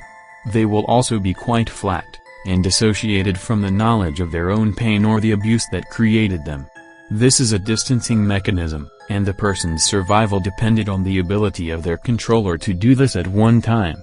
They will often be quite hostile, and very unwilling to look at their own abuse. They will become indignant at the idea, and claim that they are cognitive, and above being abused, another lie they were told by their abusers. Time, patience, and finding out what their needs are, listening to them vent their frustration, pointing out reality, the controllers, and all parts are related to each other, are part of the same person, and all were abused even though they were able to dissociate from their pain, and trying to help them meet their needs for recognition, acceptance, and approval will begin to allow them to question their previous loyalty. These systems are often driven by fear, fear of punishment, fear of remembering. They were often the most tortured systems in the survivor, and were promised amnesia in return for continued cooperation. Their fears are real, and should be listened to and respected, as shatter programming and flood programming are real threats to the survivor, and can cause functionality to go down. Flood programming is a sequence put in place to punish a system if its internal programming is allowed to degrade or access to an unauthorized person, either internally or externally, is allowed. It will involve the fragments who hold highly traumatic memories, both emotional and physical, being pushed to the front where the person is flooded with wave after wave of memories. If this is triggered, and it frequently is if the survivor is in therapy, the first priority should be slowing the memories down. This may mean trying to reason with internal controllers or deltas who are allowing the flooding. They need to know that if the front, or previously amnesic alters down, or are reshattered due to traumatization, it will weaken all the system. Bargain with them. Prayer will help in this situation. Physical safety, including inpatient therapy, may be needed if flooding or shatter programming are activated. Suicide programming is often layered in with both types, and external physical safety will be paramount for the survivor, with lots of outside accountability as they undo these intense programming sequences. Frequent reality orientation, explaining new, better jobs can help. Undoing brainwave programming should ideally only be done with lots of safe external support, which may include extra therapy sessions, hospitalization if programming that could cause loss of functionality or suicide are triggered, and should be geared towards increasing internal communication and cooperation. Alters jobs can be changed, from internal programmers to internal deprogrammers, internal shatterers or punishers to internal protectors. Internal reporters who report back to the cult can instead be asked to report internally on what the body is doing, and to keep it safe. These are examples of possible changes. Make friends with system controllers, as they can become strong helpers and will work with the therapist to keep things safe for the survivor. Chapter 7. Military Programming. I want to devote an entire chapter to military programming, and how it is done. Why? As noted in Chapter 3, the Illuminati are emphasizing the importance of military training more and more, as part of their plan for eventual takeover. All children in the current generation are undergoing some form of military training as part of this plan. Military training is begun quite young. It is often started by 3 years of age with simple exercises. The children are taken by their parents to a training area, which may be a large inside auditorium, or a remote area outside where training maneuvers are done. Tents are set up, with command centers for the different commanding officers and military trainers.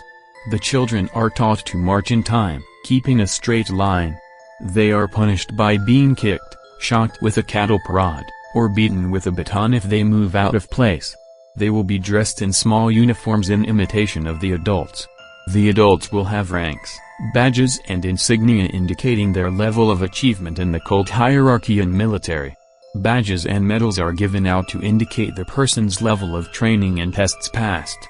Commanding officers are often brutal and will teach even the youngest children with harsh measures. The children will be forced to march long distances, which increase as they get older, in any weather. They are forced to learn to cross obstacles. They will be given fake guns, with blanks, when they are young. These guns are perfect replicas of real guns, but fire blanks. The children are taught to load and fire all manner of firearms, both real and fake, under close adult supervision. They will spend hours learning to aim, sight, and fire these guns at targets. At first the targets are bullseyes, but as the children get older the targets will be similar to police cutouts of humans. The children are taught to aim for the head or the heart. Later, they will graduate to realistic mannequins. This is conditioning them to kill a human being. They will be shown violent films of warfare, much more explicit and graphic than normal movies in group classes. Killing techniques will be shown in slow motion. The motif kill or be killed will be ground in over and over. The trainer will ask the children what mistakes the people who were killed made. Being killed is considered weakness, being a killer is considered strength. The children will be forced, by age 7 or 8, to crawl on their bellies with simulated blanks firing overhead. They are not told these are blanks and they are extremely painful if the child is hit in the back or buttocks. They quickly learn to keep down under fire. Battle conditions will be simulated as the children go through years of boot camp training. They will be rewarded with merit badges for doing well, such as completing an obstacle course, or staying cool under fire. In other words, the cult creates a microcosm of real military training for their children and youth. Nazi concentration camps will be simulated, with guards and prisoners. The guards are usually older children or youth who have done well. The prisoners are younger children or those being punished for not performing well in maneuvers. There is intense pressure to want the guard role and not be a prisoner, since prisoners are locked up, beaten, kicked, and laughed at. Hunting and tracking games where the prisoners are given a half-hour lead are frequent.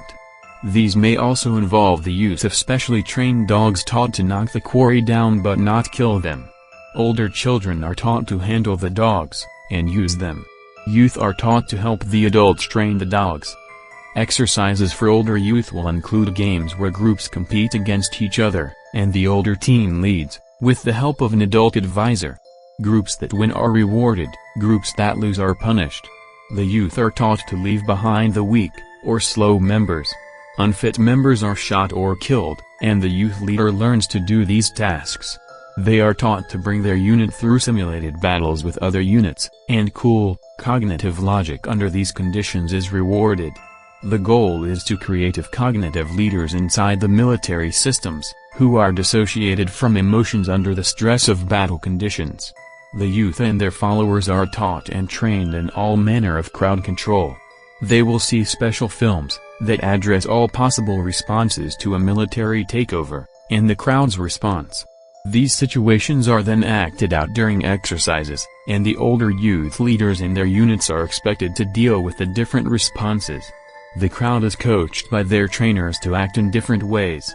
The ultimate goal of all of this is to create an organized army of children, youth, and adults, who will know exactly what to do during the coming takeover of the world. The training that I described is going on not only in the US, but in every country in the world. Top training centers are located in Germany, Belgium, France, and Russia. Military trainers are often sent to these countries, to learn new techniques, then sent back to their home countries. What to do? It is important to realize that military altars inside are extremely hierarchical. They will often be ranked inside, with lower foot soldiers accountable to inside altars with increasing rank. Usually, the higher the military rank, the higher the altar will be inside the system. A soldier with no rank may not have much knowledge about, or pull, inside the system. Its only job is to blindly obey others. After years of conditioning to do this, ranking officers inside will often be modeled after outside perpetrators, officers, or trainers. An internal general will often have much more knowledge than lower ranks, and should be befriended, as they can help with therapy. It will take time, effort, and patience for both the survivor and the therapist to get to know these military officers. They are often abrupt, arrogant, and extremely hostile to therapy. They are often strongly loyal to the cult and proud of their badges, awards, and achievements that were earned through years of traumatization and hard work. They will often be reluctant to give this up, for the perceived loss engendered by leaving the cult. They will also have strong programming surrounding them, including honor/dishonor suicidal programming, the brave, honorable soldier will die rather than betray his group, etc. It is important to deal with the suicidal programming and intense limbic conditioning that many of these alters have been subjected to, while at the same time reasoning with the higher-ranking members. They will have photographic memory and recall of all aspects of military history. Giving them safe, appropriate, physical outlets in the daytime can let them vent off steam. These are very physically conditioned alters, who enjoy running, walking, target practice with guns and knives. Letting them go hiking, with a safe support person, practice outdoor skills, can be helpful. Acknowledging their importance to the survivor, and the trauma they underwent, respecting their loyalty, bravery, and appealing to their sense of honor to help the system stay safe, these alters often have a highly developed, although misguided, sense of honor, can help. Internal commendation for bravery, even an internal awards ceremony, they are used to this. For the parts that have decided to leave the cult, and protect the body, can be performed. They are used to praise and recognition for work well done, and need this motivation. They were used to getting this from the cult. But the survivor can turn the locus of control internally, instead of externally, to break bonds with the cult. Military protectors can change their job to keeping the body safe, away from perpetrators. They can be a system's greatest asset, as they are great at kicking butt, and are not easily frightened. They may be able to tell outside perpetrators to leave the survivor alone, and protect the survivor from outside accessing. Allowing them to vent their feelings in therapy, in journaling, in pictures, and in collages can also help. Although higher-ranking officers internally are often very dissociated from their feelings, they can begin to empathize with the others below them, who took their pain, and the brunt of the brutal, punitive experiences. They have to be willing to acknowledge that they were abused at some point, that they were deceived and used. Finding the youngest alters they were split from will help with this process. With time and good internal communication, as well as patience from both the therapist and survivor, military alters can become one of the strongest assets and allies in staying cult-free. Chapter 8. CIA, Governmental and Scholarship Programming. Some systems will have internal CIA programming. Some of the methods mentioned in earlier chapters, such as brainwave programming and color coding, were developed in part through funding by the CIA in the 1950s and 1960s. Military intelligence officers working in Langley, Virginia, used these government funds to conduct research on human subjects. They reported what they were learning to trainers throughout the US and Europe. CIA programming can include having alters in a system trained in different techniques of both finding a target, and studying the target without being detected. The end result of tagging the victim can include having a sexual assignation with the target, or may involve having people inside trained to assassinate a target. These are complex programming sequences, and are put in over years of training, with periodic reinforcement. Alters may be trained to become hyper-aware of their environment, and able to overhear conversations that are whispered. Internal recorders are taught to download these conversations, as well as other info. Photographic recall is emphasized, as the person will be hypnotized or put into a delta state for downloading information to the trainer or CIA operative. The survivor with CIA programming will have been taught extensively how to drop a tag, detect anyone following them, and ditch them. This training will be begun in early childhood and built upon as the child grows older. They will often be taken into a neutral-colored training room. They may be drugged, or hypnotized, usually a combination of both. They will be shown training films of how a CIA operative works. They will be told that they are special, chosen, 1 in 1,000 who is the only one who can do this special work. They are told that they get to be a secret agent for the CIA. The young child, having no idea who the CIA is, focuses on the fact that they have been chosen because they are special, needed, and will be eager to please. The child will be taken to a dinner party, or a drama set up by the trainer. There will be a group, anywhere from 10 to 16 people at the party. Afterwards, the child will be questioned by the trainer extensively. Who was sitting where? What were they wearing? What color were their eyes? Their hair? Who gave the speech? What did they say? The child will be praised for correct answers, but punished, shocked if unable to recall details. This is to reinforce natural photographic memory, and assist the child with recording details. The next few times, the child's abilities will improve, as it wants to avoid punishment. In the next level of training, the child will be asked to observe, and figure out, who is the most important person in the room. Why? They will be taught body movements, and mannerisms, that give nonverbal clues away. The child may be taught to approach important adults, or an assigned target, first in role play, later in real life, and engage them in innocuous conversation while looking for information they have been clued to get. They may be taught to be innocently seductive, and will be dressed for the part. They will frequently be taught to lure the target into having intercourse with them. An older youth, or adult, will also be taught not only how to lure a target into bed, but later how to kill them, if they are an assassination target, while they are asleep or relaxing after sexual relations. They will be taught to go through the target's belongings for any information needed by the trainer or cult leader. Often, before an assignment for an assassination, the cult member will be indoctrinated with reasons why killing the victim is a service to humanity. They will be lied to and told that they are the head of a porno ring, a pedophile, or a brutal villain.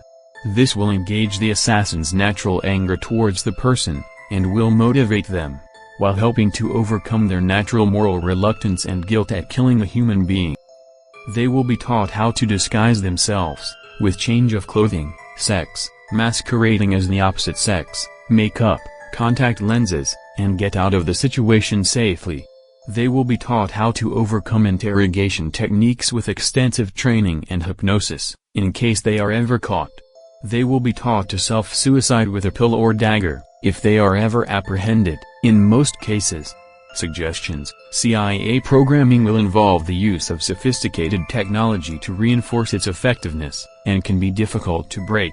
It may involve the person being traumatized in isolation tanks. This will also be done with brainwave programming. It may involve sensory deprivation, sensory overload, isolation, sleep deprivation. It may involve hours of listening to repetitive tapes on headphones. The subject is shocked, or severely punished, if they try to remove the headphones. They will be hypnotized, tortured, subjected to different drug combinations. They will be exposed to harmonic tones, often in one ear or the other. They will be exposed to flashing strobe lights, which may induce a seizure, and alters will be programmed to cause seizures if the subject tries to break programming. They will be shown high-speed films with different tracks, one for the left eye and one for the right eye, to increase brain splitting or dichotomous thinking. The survivor and therapist need to work slowly to undo the effects of this trauma. The person will need to come to terms, slowly, and carefully, with how the programming was done. They may need to learn their own access codes. This will also be true of brainwave, and other sophisticated programming techniques. They will need to communicate with the traumatized alters and fragments inside, let them know they were used. They will need to help the young alters, who were split to create the system, and often underwent the worst traumas. Grieving for the abuse, the trauma, the methodical calculation used and scientific methods used to put in this programming, will take time. Venting feelings, including rage, safely will be important. The survivor may be afraid of strong feelings and will fear especially anger and rage, since they will associate those feelings with having to kill, hurt, or assassinate others.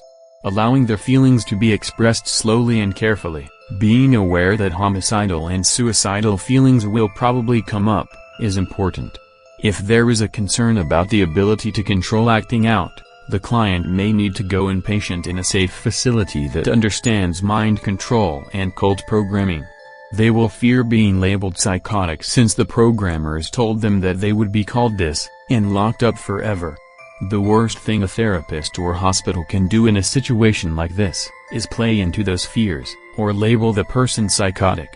Constant grounding in reality, using grounding exercises, slow, careful venting of rage and betrayal feelings, reinforcing over and over that the survivor can remember, and not go psychotic, or die, believing and validating the survivor, are all important. The survivor may have unstable behavior at points, but this is not psychosis, but rather, the natural reaction to extreme trauma. The survivor needs to realize this, and that they can overcome its effects, with time and good therapy. They will need hope, and a good support system. Governmental programming. Governmental programming will involve the person being trained to take leadership positions or administrative positions in the government. They may be trained to network with others in governments, both local, national, and international.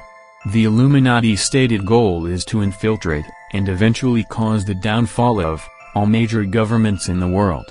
Government operatives are taught to do this by infiltrating local political parties running for leadership both locally and nationally, working for top leaders, as administrators, financial advisors, funding governmental races and backing the person sympathetic to the Illuminati, or putting their person in to win, creating political chaos and unrest with operatives trained in dissension. The people selected for governmental programming are usually highly intelligent with native charm, or charisma. They are also skilled people manipulators.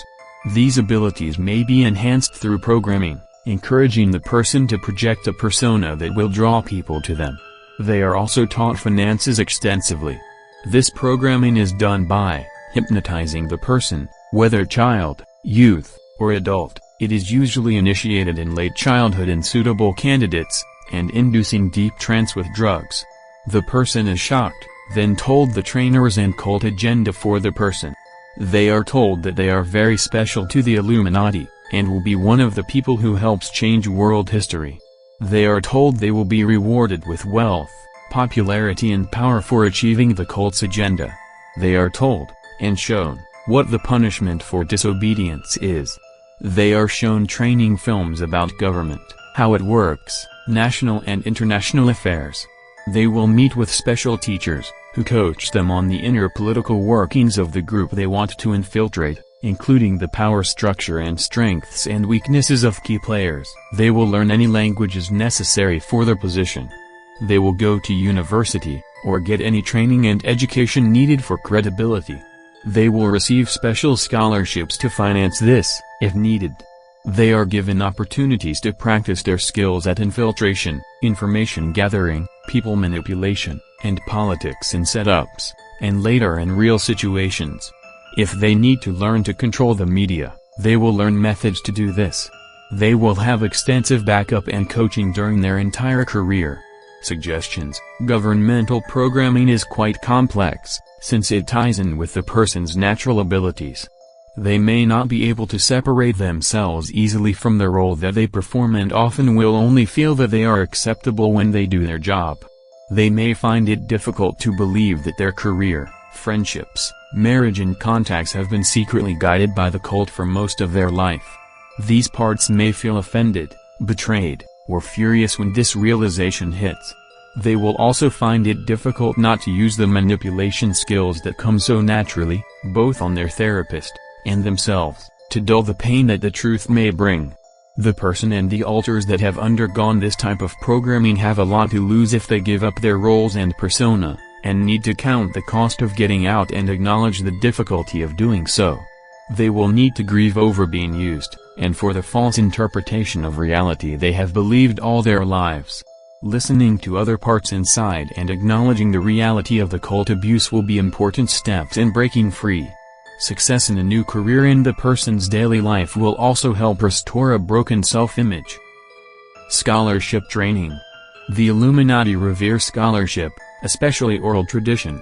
Children with good memories and native intelligence may undergo specific training in the area of scholarship. This will include learning under trauma, with praise for accomplishment. It will also mean punishment or being shocked for poor performance. Some of the major areas of scholarship include, but are not limited to: oral tradition, history of the Illuminati, especially the child's particular branch, memorizing genealogies, learning and becoming fluent in multiple languages, both modern and ancient, including but not limited to, English, French, German, Russian, Spanish, Arabic, Latin, Greek, Hebrew, Egyptian hieroglyphics, ancient Babylonian, ancient Chaldean and cuneiform writings. Some revered ancient texts are written in very ancient languages, and certain ceremonies may include rituals which utilize them. Learning ancient and modern history and becoming adept at planning role-plays and dramatizations. Learning to teach others the above skills. The child who becomes adept at scholarship will also be expected to become a skilled teacher, and in turn, pass their knowledge down to others. They will practice teaching in both classroom and individual sessions. Suggestions: scholarship programming will involve alters who are intensely loyal to the cult, since they believe they are related to a long, unbroken line of people since earliest history. They will often be immersed in cult philosophy, having read and memorized numerous esoteric volumes related to it. Appealing to logic, intellect, having an open mind and discussing the pros and cons of leaving the cult with them will often be received the best. They despise open conflict, and prefer addressing issues intellectually. They will be skilled debaters, and quite verbal. Asking them to read books that address becoming free from the cult, and asking them to sit in and listen to accounts from traumatized alters both in their system and others inside, will often help them make the decision to switch loyalties. Although they will have been immersed in false ideologies and doctrines, they are frequently willing to attempt to be intellectually honest. They will read and debate both sides of an issue, and may become some of the first to make the decision to leave the cult once convinced that it is abusive. Chapter 9. Programming linked to stories, movies, cartoons, or role-play dramatization. In this chapter, I want to address a special type of programming that is universal with the Illuminati. It is programming that is linked to a story, movie, cartoon, or role-play dramatization. For countless centuries, Illuminati trainers and leaders have used role-playing to reinforce as well as program children, and it is a favorite mode of teaching up to this day. A typical drama setup, or role-play, will involve a visit through time. The child is told, while drugged or hypnotized, that it and the other children with it, usually, a small group will go through this programming together, are going to time travel. The trainer or teacher is seen as immensely powerful by the children, as he or she magically transports them through time. They enter another room, where people are dressed up in period costumes from whichever time period in history the teacher wants the children to see. Everything is historically accurate and well researched. An example, if the children are to visit ancient Rome, they will be taken to a room in the Senate, where the characters are dressed in togas. They will be speaking to each other in ancient Latin and debating issues. Caesar, or another king will enter the Senate. Roman customs for a scenario such as this one will be adhered to throughout the role-play. One purpose of this role-playing is that the children are told they are getting a behind-the-scenes peek at history. Illuminati agenda will be put forward, and the children will see that famous figures in history were actually Illuminists. This will reinforce their specialness and the historicity of the group.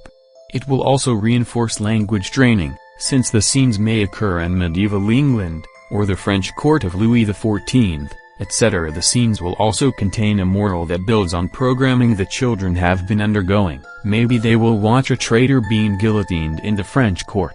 Or an unworthy senator, who tries to betray his king, will be stabbed.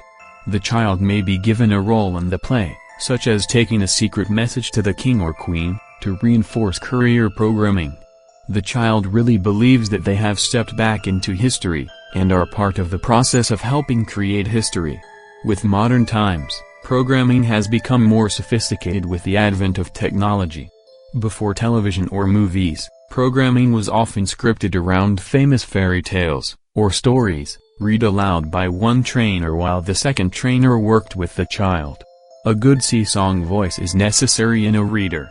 The child would be read the story, and under hypnosis and trauma, told that they are one of the characters in the story. They are told the real meaning of the story, its hidden meaning, and told that whenever they hear the story, to remember what it really means. Nowadays, movies and videos are frequently used in programming. Favorite scripts include Walt Disney movies. Disney was an Illuminist, especially Fantasia, Sleeping Beauty, The Little Mermaid, Cinderella, Beauty and the Beast. The Wizard of Oz, both books and movie, has been used. Any movie that incorporates Illuministic themes can be used. E.T. and Star Wars have been used in more recent years.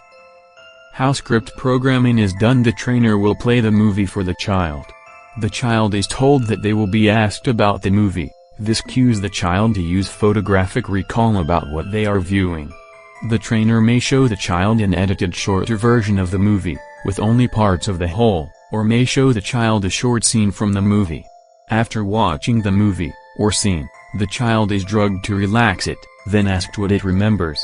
The child will be shocked if it cannot recall items the trainer deems important, and will be forced to watch the scenes repetitively. When the child has total recall of the segments, the trainer will tell the child that it is one of the characters. The child may be heavily traumatized first, and a blank slate personality created inside to be the desired character. The first thing the blank slate sees is a recording of the movie, or scene. This is its first memory. The trainer will then link the scene with Illuminati ideology. They will teach the child the hidden meaning in the movie, and praise the child for being one of the few enlightened ones who can understand what it truly means. The script programming will often be linked to other programming the child is undergoing. Military programming may be linked to Star Wars. Total recall programming may be linked to Data in Star Trek. Computer programming may be linked to HAL in 2001: A Space Odyssey. Internal labyrinth programming may be linked to the movie Labyrinth. The possibilities are quite varied and will depend on both the child and the trainer as to which direction script programming will go. Music from the show, or scene, will be used as a trigger to access the programming inside or bring forward these personalities. Suggestions: scripted programming will often involve a great deal of traumatization, to create the blank slate alters desired. The programming will be grounded with repetition, electroshock, torture, drugging and hypnosis. The alters inside who have gone through this programming will often be highly disconnected from external reality and may believe that they are part of a script. They may be Dorothy seeking the Emerald City, or the achievement of Illuminati rule on Earth. They may be a computer or the character Data. Reality orientation will be very important. Allow these parts to experience safe outside reality, and test for themselves if they are really part of a man or woman. Looking in a mirror may help, when they express readiness. Having cognitive helpers who can share daily life memories with them, may help to ground them. At first they will be very surprised, even indignant or hostile, at suggestions that they are not the character. They will think the therapist is a trainer, or part of the script, since this is the only reality that they have known. Regrounding, patiently, over and over to present reality, increased communication with others inside, and eventually grieving over the intense amount of trickery and deception that they experienced, will be necessary. With time and patience these parts will be willing to give up their old scripted roles and become part of the person's present reality. Chapter 10.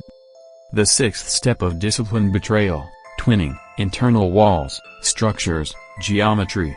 This chapter will address the sixth step of discipline in the Illuminati, betrayal programming. Betrayal programming will begin in infancy, but will be formalized at around ages 6 to 7, and continue on into adulthood. The sixth step can be summarized as, betrayal is the greatest good. The Illuminists teach this to their children as a very important spiritual principle. They idealize betrayal as being the true state of man. The quick-witted, the adept, learns this quickly and learns to manipulate it. The child will learn this principle through setup after setup. The child will be placed in situations where an adult who is kindly, and in setup after setup rescues the child, gains its trust. The child looks up to the adult as a savior after the adult intervenes and protects the child several times. After months or even a year of bonding, one day in a setup the child will turn to the adult for help. The adult will back away, mocking the child, and begin abusing it. This sets in place the programming: adults will always betray a child and other adults. Another setup will involve twinning, which deserves special mention here. The Illuminati will often create twin bonds in their children. The ideal is to have a set of real twins, but of course this is not always possible. So, the child is allowed to play with, and become close to, another child in the cult from earliest childhood. At some point early on, the child will be told that the other child is actually their twin, and that they were separated at birth. They are told that this is a great secret and not to tell anyone, on pain of punishment. The child, who is often lonely and isolated, is overjoyed. It has a twin, someone who has a special bond to them by birth. The children do everything together. They are taught together, do military training together. They tell each other secrets. They are also frequently friends in the daytime as well. They are taught to cross-access each other just as real siblings would be. But at some point, they will be forced to hurt each other. If one twin is considered expendable, the ultimate setup will be one in which one twin is forced to die while the other watches. One twin may gather secrets from the other twin, be forced to disclose them to a trainer or cult leader, then may be forced to kill the other. One twin may be forced to hit, or hurt the other. If they refuse, the other twin will be brutalized by the trainer, and the refusing twin told that the child was hurt because of their refusal to comply. Many setups will involve one twin being forced to betray the other, turning on the other child after intense programming. This betrayal setup will devastate both children, and they will learn the true lesson: trust no one. Betray, or be betrayed. The children will also have adult role models on every hand, since the cult is a very political, hierarchical, backstabbing society. Adults are constantly betraying each other, stepping over each other to move up. The children will watch one adult being praised, advanced, because they betrayed others below them, or set them up to fail. The children will learn quickly to mimic the adults around them, and both adults and children can become quite cynical as to human nature. They will have seen it at its worst, whether in training sessions, the brutality of a CO in military, or the gossip and backstabbing that occurs before and after rituals. They also incorporate the message internally: play the game, or be run over. Even the youngest children learn to manipulate others adeptly, at a very young age, while the adults laugh at how quickly they are learning adult ways. People manipulation is considered a fine art in the cult, and those who do it best, as in any group, often win out. Suggestions: betrayal programming may have totally shattered the survivor's trust in outside people. It will take a therapist a long time to gain the survivor's trust. These are people who were taught over and over again that talking, sharing one's secrets, would be punished harshly. Inside littles will be very cautious at first, not trusting that the therapist is not just another trainer who will one day shout aha, and betray them if they begin to trust. This trust building takes time and patience, and must be earned through session after session where the therapist shows trustworthiness and non-abusiveness. Survivors will test therapists over and over again, to see if they really are what they say they are. This is a normal part of the therapy process. Survivors may even try to back away from therapy, or outside support, as true caring support will wig them out, i.e. conflict incredibly with their worldview and experiences prior to leaving the cult. Both survivor and therapist need to realize that some amount of distrust is healthy, based on what the survivor has experienced, and may be life-saving, helping to protect them from outside accessing. Honor this need and be patient while the survivor tests over and over. The survivor can try to reason with insiders who may have been betrayed to the point of legitimate paranoia. They may ask them to watch, and see what the therapist, and/or support person is like. To take their time, check them out. To be aware that what they went through may magnify normal feelings of caution. Helping orient these parts to outside reality, and especially positive experiences of trusting a little, and not being harmed, will help make great strides in undoing this. The survivor may feel confusion and internal conflict, as they experience a world where trust is possible. They may pull away, or the reverse, become highly dependent on the therapist and share too quickly due to a longing for safe intimacy that has never been met. Setting healthy boundaries while acknowledging needs will help the survivor through this stage. Another type of programming involves the deliberate creation of internal structures within the cult member.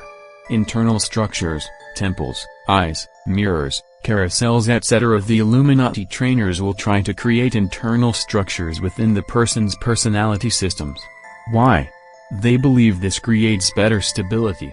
It also gives the alters and fragments a place to hang on to inside, and creates a convenient way to call them up. If a fragment is indexed inside to an internal helix, for example, the trainer knows how to locate them more easily.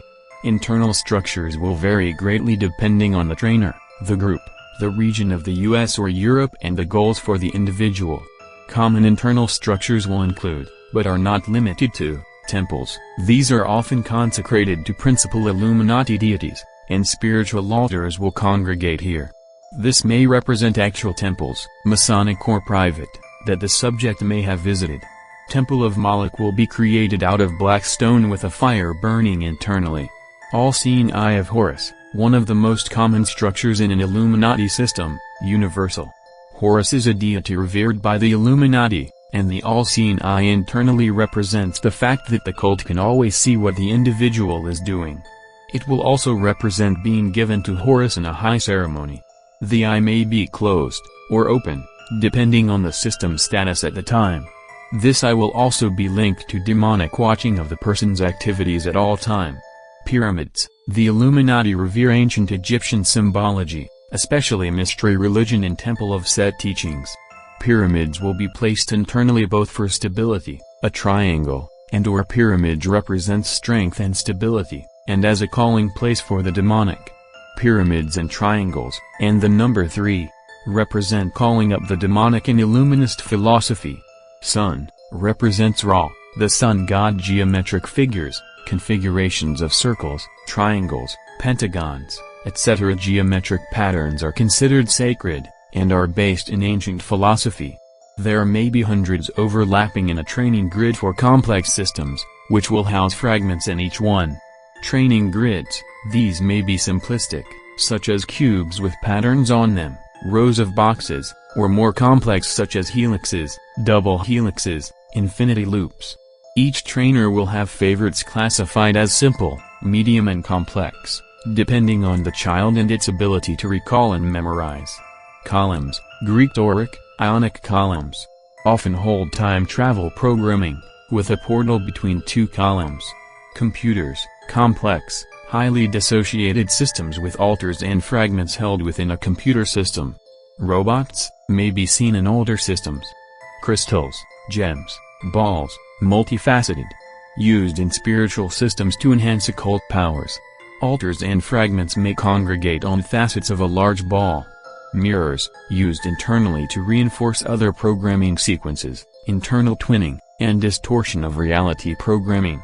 May create shadow systems of functional systems. May also lock in demonic programming. Carousels, used in some programming sequences to confuse altars inside. Often linked to spin, confusion programming internally. May be used to punish internal altars. They will be spun on the carousel if they tell. Deck of cards. This can include cards from a deck, or complex configurations made of hundreds of cards inside. Dominoes programming is similar.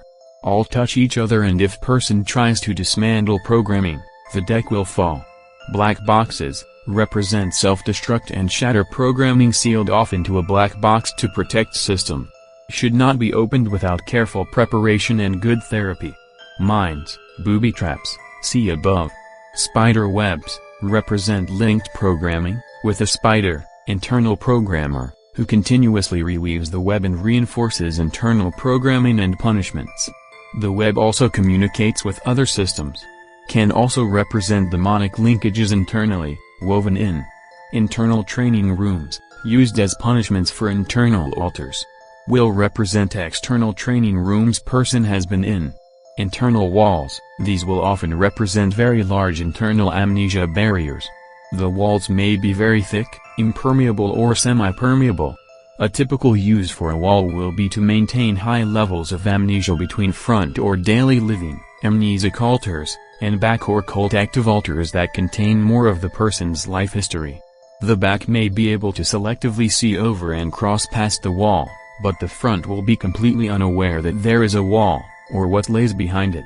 Seals, usually in a group of 6 or 7, represent demonic sealing, and may cover end times, shatter programming, as well as role within cult and new hierarchy. These are some common programming structures. Again, there are many, Many other types of internal structures used in the number and type are only limited by the trainer's and survivor's creative abilities. The way that these structures are placed within the person are fairly similar. Under drugs, hypnosis and electroshock, the person is traumatized into a deep trance state. In the deep trance they will be told to open their eyes and look at, either a projected image of the structure, a 3D model of it, or a holographic image using a virtual reality headset. The image will be ground in, using shock and bringing the image closer and closer to the person's visual field. It may be rotated, if graphics are available, or a 3D is used. They may be told that they are entering inside it, if it is a temple or pyramid, under deep hypnosis, that they, the alter being programmed, will now live inside the structure/box/card, etc. This will also be used to reinforce amnesia and isolation programming internally, since the structure will be used to reinforce walls between the alter/fragment and other alters and fragments internally. Suggestions. If the survivor finds structures inside, it will help for them first of all to try and realize why they are there. What purpose do they serve? To reinforce amnesia? Isolation? Spiritual programming? Punishment? To hold dangerous programming sequences? This is important, since some structures such as internal walls or barriers may have been created not only by the cult, but reinforced by the survivor as well, as a means of internal protection. The survivor may not want to dismantle internal structures too quickly without knowing their purpose and what they contain. Both the survivor and the therapist will need to go slowly. Learning how the structures were put in and which alters are linked to the structure, will be a first step. Long, slow and careful preparation, with lots of system cooperation, will be needed to look at some structures. This may only come after years of extensive therapy. Each survivor will progress at their own pace. If a wall is present, taking it down slowly, one brick at a time, or allowing part of it to become semi-permeable, may be first steps in healing. Training rooms can have the equipment turned off and dismantled. It can be turned into a safe room, redecorated and refitted with toys and safe objects. Computers can slowly begin to realize that they are human, and gradually allowed to take on human characteristics. Survivors can use their creativity to reclaim themselves, with the support of their therapists, and undo what was done. Chapter 11 Suicidal Programming. I have decided to write an entire chapter about suicidal programming, since it is often the most dangerous programming that the survivor will face during their healing process. All Illuminati survivors will have suicidal programming protecting their systems. I emphasize this to also reiterate the need for good therapy and a strong support system for the survivor. The Illuminati know and realize that with time, individuals in their group may start to question what they are doing. Or they may become disenchanted with their role. They may even desire to leave the group or try to dismantle their own programming.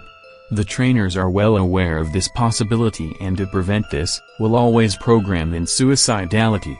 The suicidality, or suicidal programming, may surround one or more systems internally. It may be layered into more than one system. From earliest childhood, survivors have been conditioned to believe that they would rather die than leave their family, the Illuminati group. This is the core, or basis of suicidal programming. It will be closely linked to loyalty to one's family as well as the group. Remember, this is a generational group, and leaving it may mean giving up contact with one's parents, spouse, siblings, aunts, uncles, cousins and children, as well as close friends. These people will all try to contact the survivor, and try to draw them back into the cult, asking, "Don't you love us anymore?" Or even becoming accusatory and hostile if the survivor does not respond the way they wish. The survivor will be told that they are crazy, or delusional, that their family loves them and would never be part of a cult. The family members will all still be amnesic, unless something happens to trigger their own memories.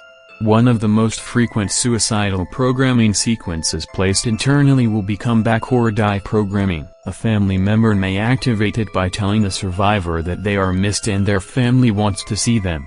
If the survivor fails to return, the programming will start running. It can only be deactivated by a code word from the person's trainer or cult contact person. This ensures that they will recontact. If the survivor tries to break this programming, they will need assistance, both internal and external, for safety. Hospitalization may be needed in a safe facility that understands DID and programming, as well as suicidality, as the alters inside will begin fighting if the person tries to break the programming. They have been programmed to commit suicide, or be shattered internally, or at the very least, severely punished, and are afraid of the repercussions of not obeying. The survivor will need to get to know these internal alters, and reassure them that they no longer need to do their jobs. Chronometric suicidal programming is another type placed within. This does not need contact with family members to activate. In fact, it is activated automatically after a certain amount of time without cult contact.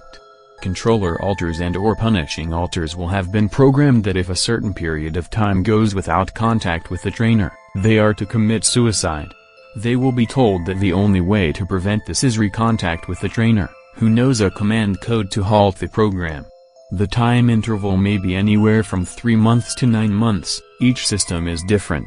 Callback programming may have this type of programming as a backup, to ensure that it is followed through on. Systems layered programming is a particularly complex form of suicide programming where several systems, up to 6 at a time, are programmed to fire off suicide programming simultaneously. This always needs hospitalization for the survivor's safety. Honor/dishonor programming is common in military systems.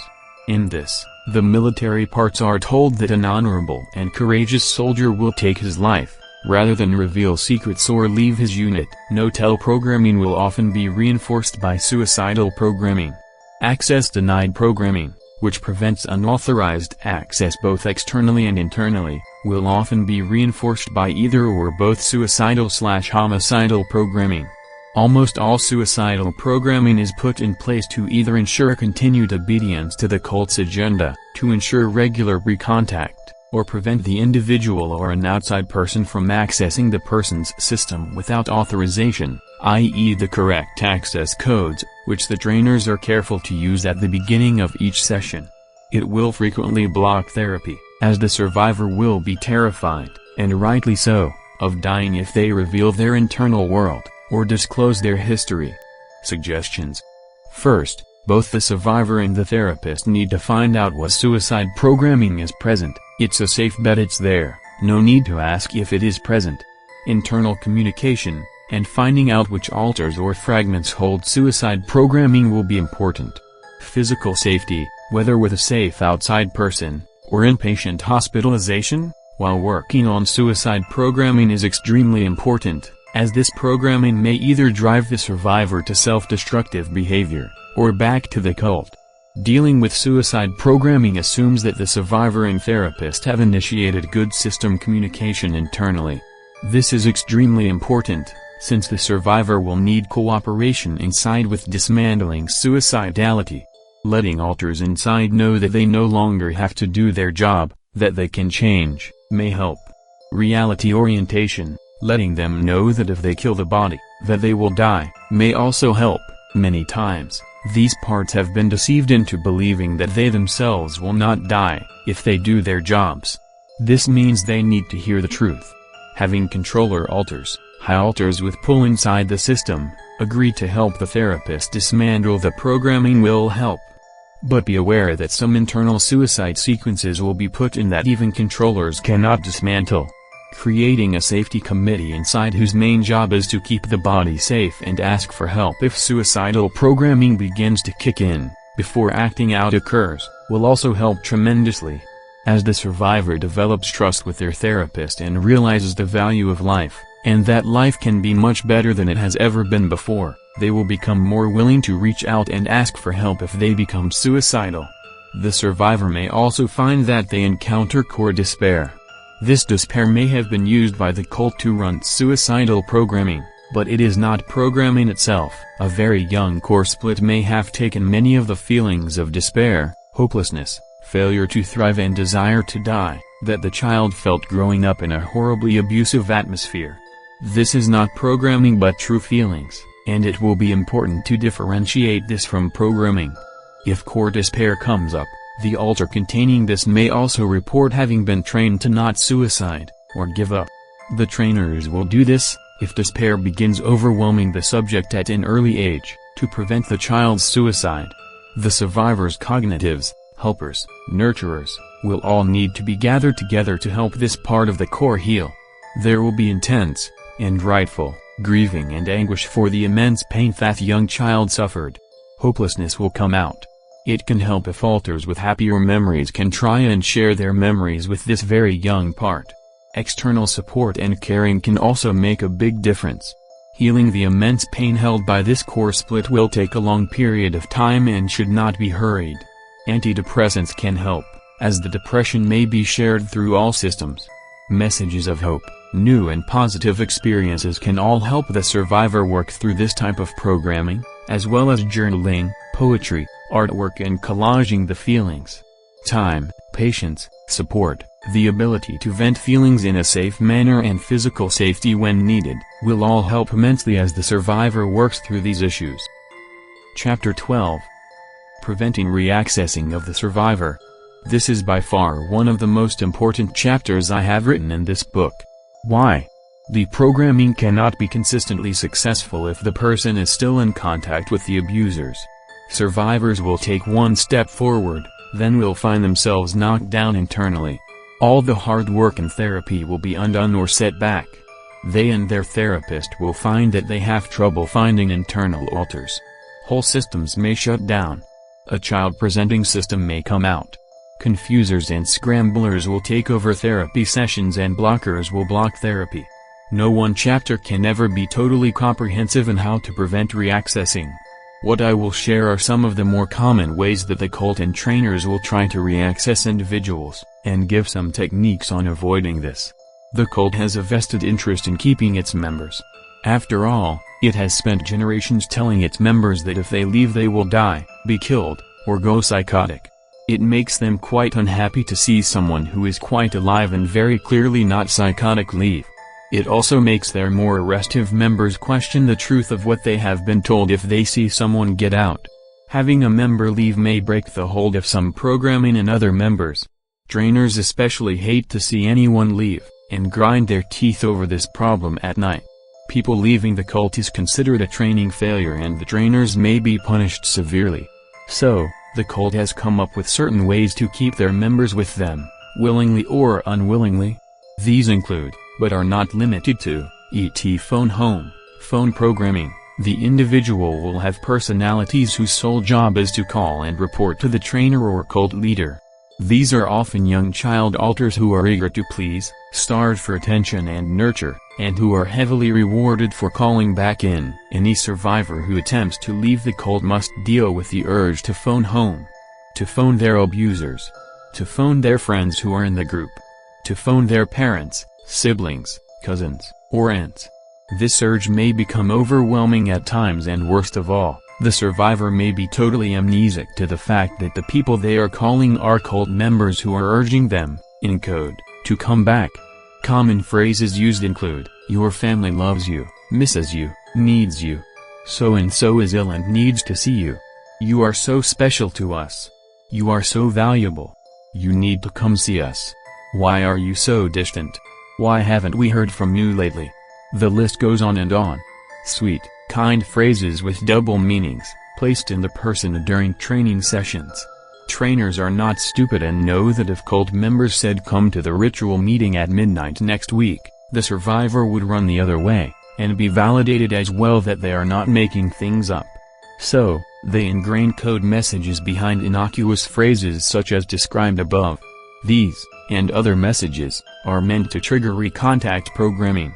In recontact programming, all Illuminati members have recontact programming. It is never left to chance. The person has parts whose only job is to have contact with their trainer or cult leader, or accountability person one step above them in the cult.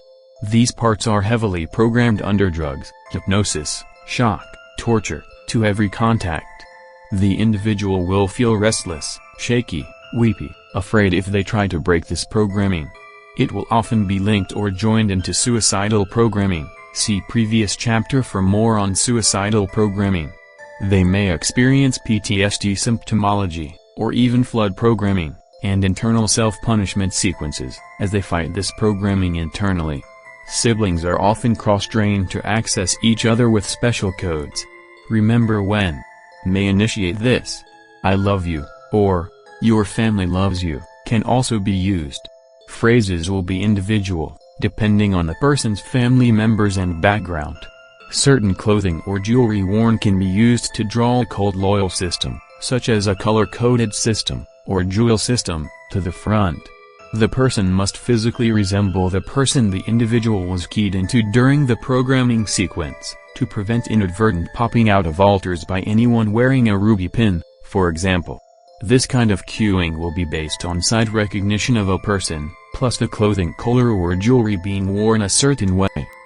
Phone calls from concerned family members, friends, and cult members will flood the survivor's phone lines and answering machine, especially during the initial getting out phase. Hang-up calls, 3 or 6 in a row, or calls where a series of tones are heard, may be used as cues to recall the individual and fire off internal programming. Birthday, holiday or we miss you cards, or letters, may be sent with trigger codes embedded in them. Flowers with a certain number of flowers, or color may be sent. Daisies may fire off daisy programming internally. The possibilities are almost endless, depending on the trainers, the group the person was with, and the people they are most bonded to in the cult. Special training sessions will be given, with code words and cues built into the system's programming. If all else fails, hostility will start. You don't love us will be heard, even when the survivor has stated repeatedly that they care. Boundaries drawn with cult members will be misinterpreted as lack of concern, or withdrawal. Accusations, guilt, and anger as well as manipulation will be used as hooks to make the survivor feel guilty for withdrawing from the cult. Isolation programming may activate, as the cult support system is withdrawn in the survivor's life, and they try the difficult task of developing healthy, appropriate relationships outside of the cult. Often, the therapist will be the survivor's lifeline and sole support at first. The individual may fall into codependent relationships quickly, or relationships with other survivors to fill the void in their life. At worst, desperate for caring and feeling isolated, they will make friends with the first kind person they meet. This person could be a cult setup, sent to initiate a friendship quickly. Survivors should be wary of instant friendships or instant bonding with others. Most good relationships take time and effort. Suggestions. One of the most difficult tasks, but most important safety-wise, will be for a totally amnesic presenting system to realize who their abusers really are. It will seem unbelievable, when back parts come up in therapy, and disclose that beloved, or even barely tolerated family members are in the cult. Believing these parts and listening to them will be crucial to safety. Protectors will be important to the survivor's safety, especially if they are willing to give up cult allegiance and help keep the person safe. Outside accountability with safe persons is extremely important. The problem is that generational Illuminati survivors have often been surrounded all their lives by a network of other cult members. Unknown to them, their closest friends and family members are part of the group. Amnesia poses the greatest danger to the survivor in the beginning stages, as they will trust people before they remember that they are unsafe. A survivor may remember the father taking them to rituals, and believe that their mother or grandparent is safe. Only later in therapy will they remember that mother or granny was actually their trainer, since the most painful memories tends to come later. The survivor may only remember ritual abuse in early childhood, and think they were let go at a certain age. This is extremely rare, since the group has put in years of effort into training them. Almost never will they just let someone go in generational families. But they may be given false or screen memories, especially if they are in therapy, to confuse the survivor and the therapist. The client will need to listen to and believe internal parts who have more information than they do, and take appropriate steps to be safe. This will probably mean cutting off contact with perpetrators at this point. Again, outside accountability is paramount. Safe houses, a women's shelter or a safe church family may be alternatives. One of the worst things the survivor can do is isolate, or go out walking late at night alone. or go camping in the woods by themselves. Abduction will often occur in these scenarios, when the survivor is alone and vulnerable. Safe roommates can help keep the survivor safe. Locking up the phone in the trunk of the car may help if phone programming is intense. This gives the survivor the chance to wake up or stop phone calls. If an alter has to get up, find the car keys, turn on the light, go outside, and open a car trunk, bring the phone inside and hook it up again before making a phone call. Building a support system through safe support groups, a good therapist, church, or work can also help. Whenever possible and practical, moving away from the town or state where the survivor was active in the cult can help. Why? Remember, the survivor's whole support network was the cult in their old town. The trainers and/or family members have invested time and effort into the survivor and have a big stake in their coming back. If the survivor moves far enough away, a cult group in the new city or state will not know them as well, and will not have a lengthy history with them. This can help decrease the chance of reaccessing by the cult, in conjunction with good therapy and a safe support network. The survivor will have to rebuild their support system anyway, so why not do it as far as possible away from people they have known who might hurt them? It can be intensely triggering to the survivor to see their old trainer walking down the street towards them, and inside alters may destabilize or feel unsafe. This is one case where distance is good. One caution though, even if the survivor moves, they will need to work intensely on blocking internal recontact programming at the same time, or they may be quickly reaccessed. Trainers will often send the person's system codes and grids over the internet to cult groups in the new city, and will try to send someone who physically resembles the trainer or a family member to initiate contact with the survivor. Internal communication and letting inside alters know that they can change their jobs will help. Reward internal reporters for changing allegiance and committing to keep the survivor safe. The cult used to reward them for doing their job, now the survivor can reward them for changing jobs. Develop new interests, work or hobbies that can help the survivor meet new, safe people. The survivor may want to practice friendship skills and support groups, as long as they are run by reputable, safe therapists. Be aware that holiday dates are often important dates for reaccessing. Calendars are available that show important holidays for SRA groups. Birthdays are also dates when the individual is expected to return, and there may be programming surrounding this. Callback programming, where the person is given a specific date or holiday when they are to return to the cult, or be punished, may need to be broken as well. Allowing the alters who went through the programming to share their memories, acknowledging their needs, and trying to meet those needs in healthy ways will bring healing. The survivor will need to go through a period of grieving for a loss of contact with family members and friends in the cult. No matter how abusive, how disliked, it can be very difficult to cut off with perpetrators, especially if they were the only people close to the survivor. The survivor needs to acknowledge the difficulty of creating a new, healthy, cultless support group. The survivor needs to recognize that learning new skills and developing healthy friendships will take time. One issue often brought up by survivors is, how much do I tell others about my past? This is an individual decision that the survivor and therapist need to look at together. In general though, cautioning sharing is best, since sharing too much about the survivor's past may draw the wrong people to them. These people may be dysfunctional, or possible cult members. It is usually best to base new, non-cult friendships on healthy aspects of the person at first and very gradually share small bits of information as the friendship progresses, and sharing seems appropriate. With time and opportunities, the survivor will learn the importance of appropriate boundaries and will want healthier relationships in their life. Chapter 13. Shell Programming, Internal Councils, Human Experimentation, Function Codes. Parts of this chapter could be extremely triggering. Please read with caution and only with a therapist if a survivor. Shell programming is a form of programming used to create a shell on the outside, that other alters inside speak through. This is designed to hide the person's multiplicity from the outside world, and works extremely well with highly fragmented systems. It also takes a person with the ability to dissociate to a great degree. How it is done, with shell programming, The trainer will often take a clear plastic or glass mask, and put it in front of the subject.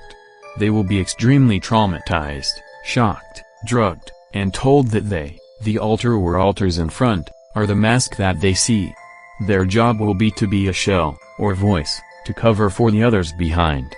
These parts will be so traumatized that they literally see themselves as only a shell, with no real substance or body. Others inside will then be directed to come next to the shell altars, and use their voice to cover their own. This allows greater fragmentation of the person, while being able to hide it from outside view, since the internal altars will learn to present through the shell. Shell altars always see themselves as clear, and will have no color if color coding is present in other systems. Suggestions. It is important to realize that what the system is actually doing is co-presenting, although not co-consciously. For a shell program to work, the shell altars have been taught to allow co-presentation with the other altars in the systems. Other altars in the back may not always be aware that this is what is happening, and the front shell especially will not know that they are being gone through for co-presentation. Recognizing the trauma that occurred, and finding out where the shell fragments came from, will help. Allowing both the shell altars and the other altars to recognize that this is how they have been presenting, and why, will be an important step. Back altars may then begin presenting without going through the shell, and the person may look more multiple than they ever have for a period, with accents or young voices coming through. What is actually happening is that the back is presenting without masking who they are through the shell. Meanwhile, the shell altars may decide to coalesce, for greater strength, and may decide to change jobs. Each system will decide what is best for them. Internal councils. Survivors of Illuminati programming will always have some type of hierarchy inside. This is because the cult itself is very hierarchical, and puts this hierarchy inside the person. What better way to inspire loyalty to leadership than to put the leadership inside the person's head? Trainers are also very hierarchy conscious themselves. They know that a system without hierarchy and head honchos inside to direct things will be a system in chaos. They will not leave the person's system leaderless inside. Many trainers will put themselves in the person, over the internal programmers or trainers. This is because they are egotistical, but also because it uses a well-known phenomenon of human nature. People tend to internalize their abusers. The survivor may be horrified to find a representative of one of their worst perpetrators inside, but this was a survival mechanism. A tenet of human behavior is that often people will punish someone less who mimics them. A brutal Nazi will be less likely to punish another brutal Nazi, but will look down upon and punish a weak, crying person. So, the survivor will internalize the rough Nazi inside, to avoid being hurt. The survivor may mimic accents, mannerisms, even claim the perpetrator's life history as their own. The ultimate form of internalization comes with internalizing hierarchical councils. The person, under pain, hypnosis, and drugs, will be taught to incorporate a highly dissociated group inside to lead the others. These will often be created from core splits, because the trainers want them to be extremely strong, stable altars in the system. Triads of 3 elders may be seen. Platinums may have a head council of 3. Jewels will have a triad, made up of ruby, emerald, diamond in many systems, to rule over the others. And, of course, an internal leadership council, system above, ascended masters, supreme council, regional council, world council, etc. may be found. The councils found will vary with each survivor. These internal groups will correlate roughly to the outside group. Often the child or youth at age 12 will be presented to these groups in a formal coming-of-age ceremony. This ceremony is considered quite an honor, and will involve the child being traumatized and accepting the leadership of the council for the rest of their life. Undying loyalty is promised. There may be other occasions the person will be forced to come before the councils throughout their lifespan, either for judgment, to pass tests, for punishment, or elevation. These councils will be seen as holding power of life or death, and the child or youth will do anything to gain their favor. The child will internalize them. The trainer will help with the internalization, using photographs or holographic images of the people to burn them in. Each member of the group will be given different leadership tasks. It is not uncommon for the survivor to incorporate a parent, both parents, or grandparents, into their internal leadership hierarchy in a generational survivor. High priests and priestesses may sit on ruling councils inside. Suggestions: internal leadership councils will often be some of the most resistant to, and hostile towards therapy, especially in the early stages. They will verbally banter with, or refuse to speak to, the therapist, as being beneath their notice. They are mimicking the haughty, hierarchical attitudes they have been exposed to all their lives. They also have the most to lose, if the survivor leaves the cult, and may fight this decision tooth and nail. They will often be the alters with an attitude. Both the survivor and therapist need to recognize that these parts had powerful needs that were met in the cult setting. To ignore this and argue with them will only entrench their belief that therapists are stupid and unknowing people. Acknowledge their internal role while gently pointing out reality. Try to enlist their aid in helping the survivor strengthen. Discuss honestly the pros and cons of leaving the cult. These are highly intellectual alters, and they need to express their concerns and doubts. Setting good boundaries and not allowing verbal abuse of the therapist is important. These alters are used to pushing people around verbally, and have been rewarded for it prior to therapy. Now, they need to learn new coping skills and behaviors, and the process may take time. Allow them to vent their anger, displeasure, and fears about the decision to leave the cult. Offer them new jobs inside the person of leadership over safety committees, or even decision-making committees. Sometimes, a system that has broken free from the cult, and has no external hierarchy that they are accountable to will go through a short period of chaos as word gets out, we're free, and don't have to do what the cult tells us to do anymore. Hundreds of internal arguments may break out as to, what do we do for a living? Where do we live? What do we eat? What hobbies will we have? Everybody wants to come out, see the daytime, and live this new, free life. But the freedom may cause imbalance with all of the switching going on inside. Enlisting the aid of the internal hierarchy, and creating a limited democracy, with ground rules, may help during this time. Don't dismantle the internal hierarchy overnight, or the systems will be rudderless. Enlist their aid in helping direct which direction the survivor goes. Things will settle down after a period, as the systems learn to listen to each other, vote on ideas, and begin going together in the same direction. Human experimentation. This is one of the most grievous things that still occurs in the Illuminati today. The Illuminati were famed for deciding years ago to go scientific and incorporate scientific experimentation into their training principles. This is one area where they broke with other, more traditional groups, who still followed spiritual principles. The Illuminati decided to use scientific data, especially in the psychiatric and behavioral sciences, to drive their training practices. This became known openly during WW2, when the world heard about the experimentation on Jews and other groups in the concentration camps, but human experimentation had been quietly going on for years before underground. It also did not stop at the end of the war. German trainers and scientists were scattered around the world, and hidden, where they continued teaching others the principles they had learned, and continued with ongoing experimentation. Some of this experimentation occurred with government funding through groups such as the CIA and NSA. The Illuminati had people infiltrated throughout these groups, who used the principles discovered and shared them with their own trainers. Experimentation is going on, even to this day. It is done secretly. Its purpose is to help improve and create more sophisticated training techniques.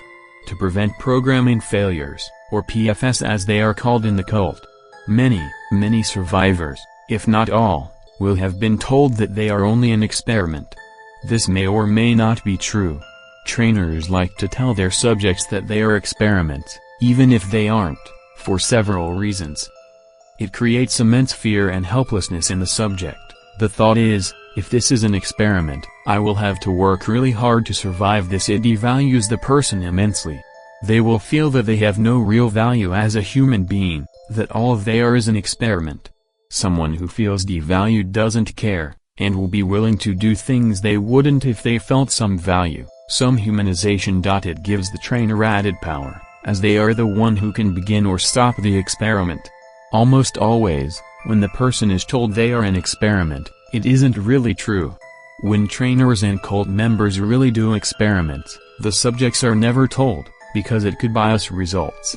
The fear could interfere with drug effects, and skew the results. Most recent cult experimentation has been in the area of drug effects, using different drugs, both alone and in new combinations and dosages, to induce trance states and open the person to training. Drugs are looked for which will shorten the time interval needed to induce trance state, which are quickly metabolized, and leave no detectable residues the next day. Behavioral science, watching and recording data on different environmental parameters on human behavior. Modifying the environment. Praise and punishment as motivators. Isolation techniques, recording data both physiological and psychological from different isolation methods.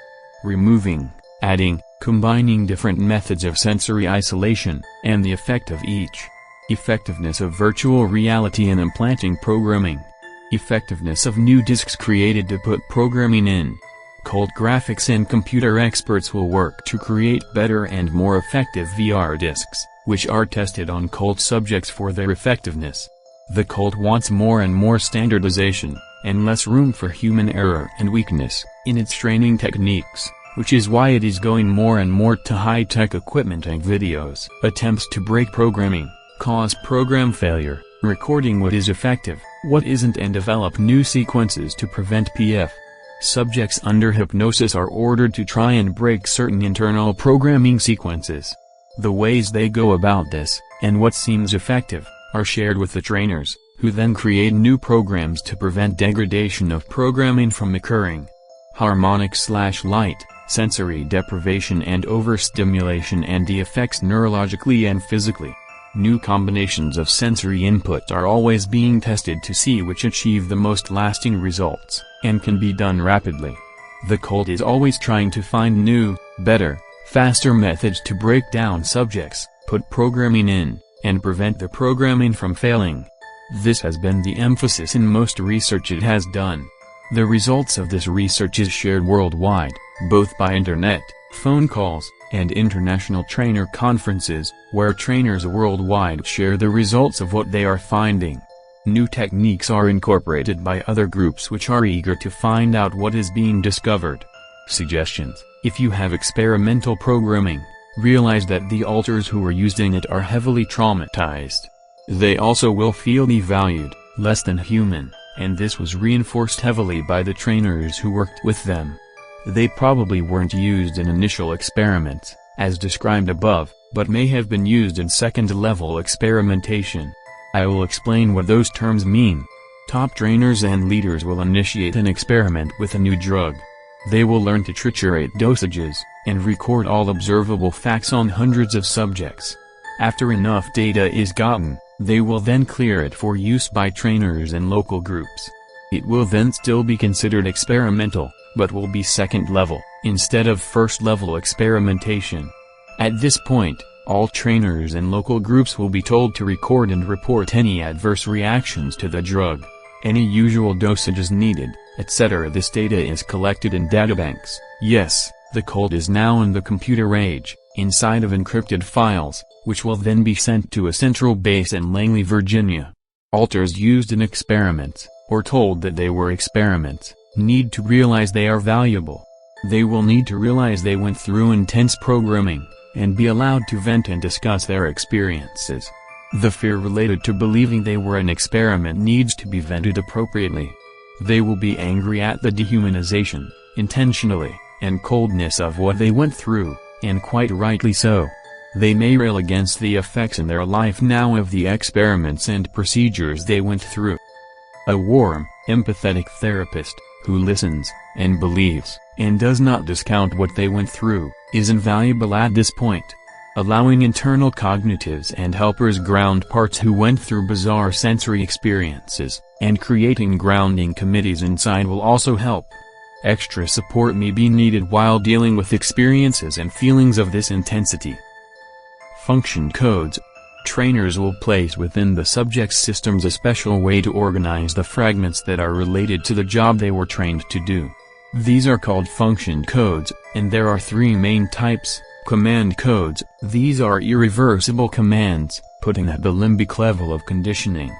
The first code always put in is the halt command, which stops the person in their tracks, and is the first code any new trainer learns. This will stop the subject from assassinating their trainer, if they have MKUltra or other assassin training in place.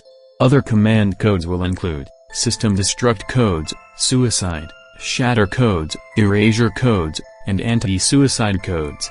Access codes, these are specialized codes, often coded into short messages, or numerical codes, that allow access into the person's system. A trainer will always begin a session by repeating the person's personal complete access code, which will allow authorized entry into the system without setting off booby traps and internal protectors. These codes may also depend and be set up on sight recognition and voice recognition of the person giving the codes. In other words, the system will respond to the codes only if a person who appears to be an authorized person, such as the person's trainer, gives them. This is to prevent unauthorized access or using of the person by others outside of the person's local cult group. Function codes, these are the job codes or work codes within the system. Often, several will be coded to link together to perform a task. These are usually a letter, such as a Greek alphabet letter, combined with a numeric sequence that corresponds to their place on the internal grid or landscape. Suggestions: if the survivor has function codes, or the other codes internally, it will help if the different system controllers can share these with the person. The person can then get to know the fragments, hear their history, and help them begin coalescing with other parts internally. It may help to find the template these codes were fragmented from, and help the template realize how they were traumatized to create these fragments. About deprogrammers, often people who call themselves deprogrammers will attempt to find these codes and help the person. This is an individual decision of each survivor and therapist. There may be excellent deprogrammers, but I have always felt extreme caution, and never used one myself for two reasons. I would never ever give away the locus of control away to an outside person again. It would remind me too much of my own abuse, and I believe the survivor should be self-empowered in therapy as much as possible. There are no quick cures, or miracles, or shortcuts in the process of undoing the extensive amount of abuse that has occurred with Illuminati programming. Even the best deprogrammers will admit that after they are done, the person will usually have an idea of what was put in them, but must finish with years of therapy dealing with how they feel about the programming that was done. Illuminati programming takes years to put in, with extensive, methodical abuse, and a realistic therapist will realize that it will take years of patience, support, and hard work by both therapist and survivor to undo a lifetime of conditioning and pain. This is not to say that deprogrammers don't help people. Good, reputable, safe ones have been reported to be of great help, but the person can also undertake the process themselves of undoing their own programming, and often the survivor is the best internal deprogrammer of all.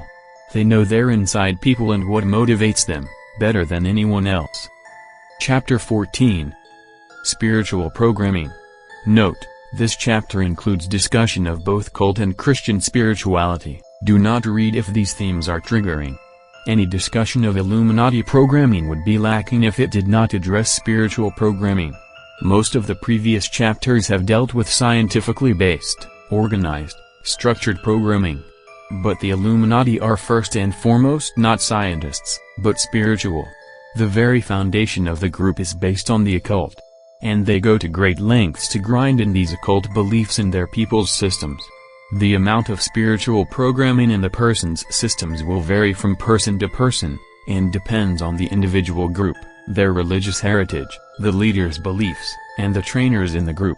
All children go to rituals, where they are dedicated from before birth as well as at intervals throughout their life. In these rituals, demonic entities are invoked, to coerce the person into servanthood, loyalty, and secrecy, as well as reinforce the programming being done. Trainers will invoke demonic layering during programming sessions. This is done after acute trauma. The person is asked if they want more pain, and they will always say no. The trainer then offers them a way out. If they will accept a protector or protectors, they won't be hurt anymore. The trainers will want this, knowing that with these protectors they can shorten the training sessions. The protectors, or guardians, will reinforce the programming internally, without outside help. This concept will seem controversial to people who do not believe in spiritual realities, but I am only describing what the Illuminists believe, and their trainers practice. Spiritual programming will also include being forced to memorize rituals, the Book of Illumination, and other books which contain cult beliefs. The person will be saturated from infancy on, in classes and training sessions, with cult beliefs. They will go to rituals where the adults participate in spiritual worship, wearing robes, and giving obeisance to the group's particular guardian deity. Moloch, Ashtaroth, Baal, and Akim are demons who are commonly worshipped. The child may see a sacrifice, either real or set up, to these deities. Animal sacrifices are common. The child will be forced to participate in the sacrifices, and will have to go through blood baptism. They will be forced to take the heart, or other internal organs, out of an animal that has been sacrificed, and eat them.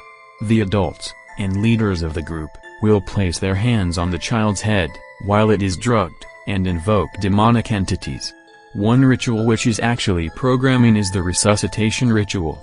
In this ritual, the child may be heavily drugged, and shocked or tortured, to the point that his heart may stop. The head priest will then resuscitate the child, using drugs, CPR, and incantations.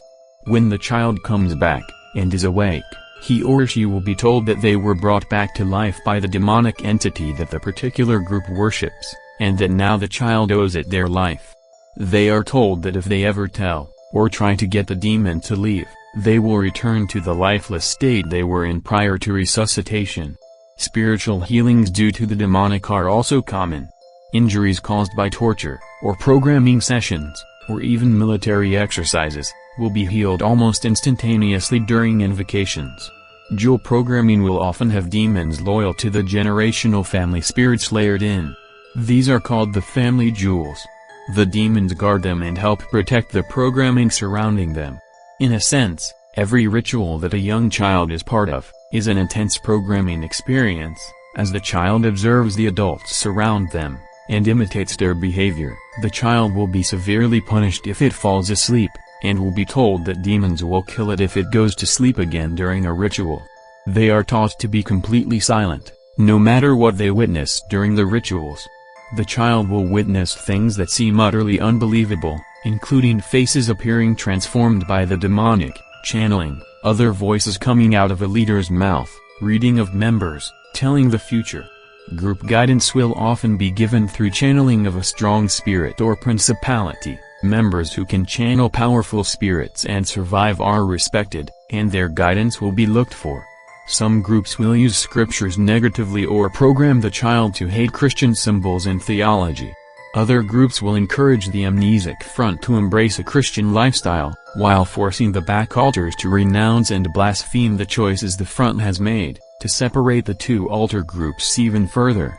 The cult altars will be told that since they renounced Christianity, they have committed the unpardonable sin and can never be forgiven. They will be shown scriptures that supposedly back this up. In moments of despair, during intense torture or isolation, a person will often cry out to God for help. The trainers or other cult members will often mock the person, telling the person that God has forgotten them, or ask where is God now? He must hate you. Any negative experience the person undergoes, will be used to reinforce the concept that they have been abandoned by God. The cult will gleefully point out the contradictions between what the person experiences, and what Christianity teaches should happen to them. They may distort scriptures, or use false scriptures. They may distort Christian hymns, or use them in programming. A favorite hymn is "May the Circle Be Unbroken," since it can have two meanings. Suggestions: spiritual programming can be some of the most damaging programming within a person's systems, since it attempts to cut them off from the source of real healing. It is an intentional distortion of truth, with events calculated to teach and reinforce wrong concepts of God. Many survivors are unable to hear Christian terms, or are intensely triggered by any religious discussion. The survivor and therapist need to realize that these negative reactions are the result of years of false teaching, pain, punishment, distortion and setups. It is important not to judge the parts of the person that are negative towards spirituality, or come out, proclaiming the power and benefits of cult spirituality.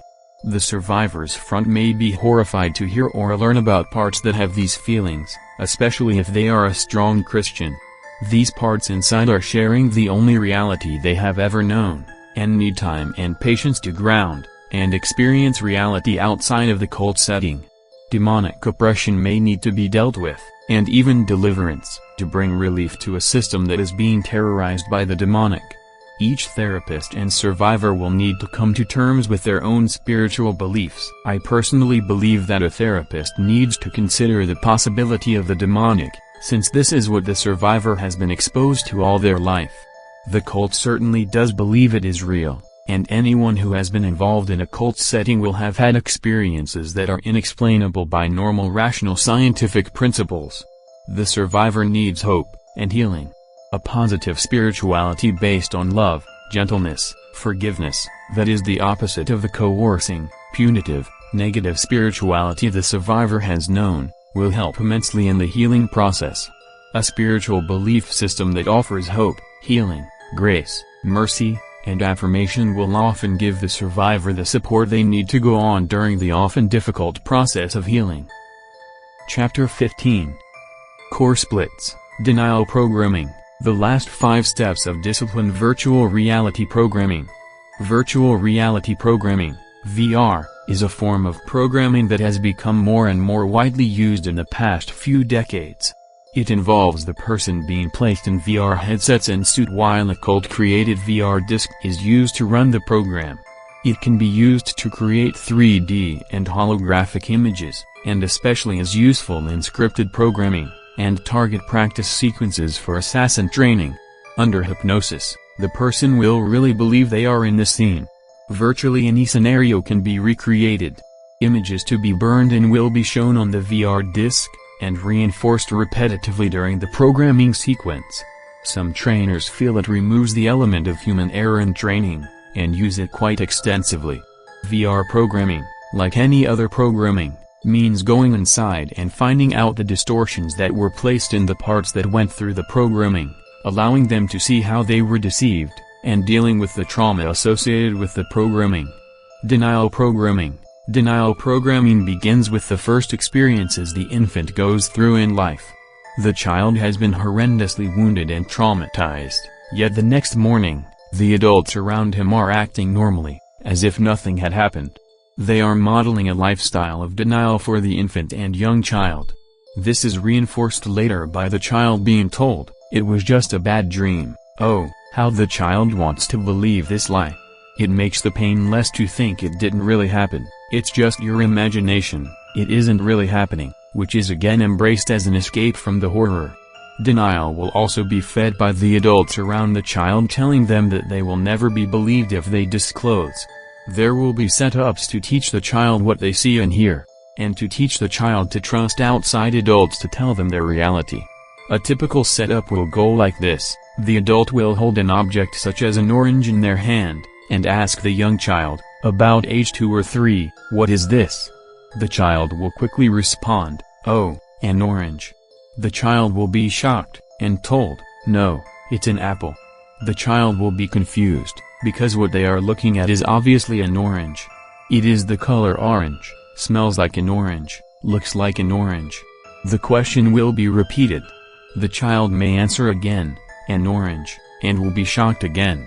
Finally, the child, unsure and not wanting to be punished, will say, "An apple," and be praised. The purpose of this exercise is to teach the child to not trust their own reality, and look to outside adults or leaders to tell them what reality really is. That is the basis of denial. The person learns to not trust their own reality, because of punishment and fear when they have spoken the truth. Altars will be created as the child grows, whose purpose is to deny the cult abuse. If any leakage or breakthrough occurs, the denial altar's job is to create a plausible explanation. It was a nightmare, a book the person read, a movie they saw, etc. These altars will read and quote literature that refutes SRA. These altars often believe that they are saving the life of the survivor. They have been told that if the survivor remembers, and believes the abuse, the survivor will be killed, or the denial altar will be severely punished or shattered for not doing their job. These parts have a vested interest in their job, they believe their very existence and a body's survival depend upon them. Suggestions: arguing with a denial altar will not work, since they are not motivated by logic, but fear. A better approach is to ask them what they fear if the person remembers. This will open up the deception and lies that were ground in. They may be protecting the survivor from suicidal altars behind them, who are programmed to kick in if denial is broken through. Allowing them to vent their concerns, and enlisting the aid of helpers or cognitives who do not have suicidal or denial programming will help. Showing them reality in a gentle way, allowing them to listen in on others who share will go a long way. Some denial is the natural consequence of self-protection from the horrors of abuse, not all denial is programming. But if denial is constantly blocking therapy, and causing it to come to a complete standstill, if the person becomes highly suicidal every time denial is set aside briefly, then the possibility needs to be considered. Safety, inner cooperation, and patience will go a long way in decreasing denial. As denial backs down, you can expect an immense amount of grieving as the truth is realized. Denial protected the survivor from the horrendous pain of the truth, and should be let go of extremely slowly and cautiously, with plenty of support during the grieving stage. Core splits. Core splits are intentional traumatic splits created from the core personality. The core may be literally splintered by overwhelming psychological and physical/spiritual trauma. The trauma needed to create a core split must be very early and psychologically devastating. Fetal splits may occur, but they are rarely a core split. Instead, the core creates an altar, but remains. Core splits are done between the ages of 18 months and 3 years. Usually at least one parent or main caretaker is involved in the trauma, because this creates the psychological devastation necessary to split the core. Physical trauma alone rarely causes core splits.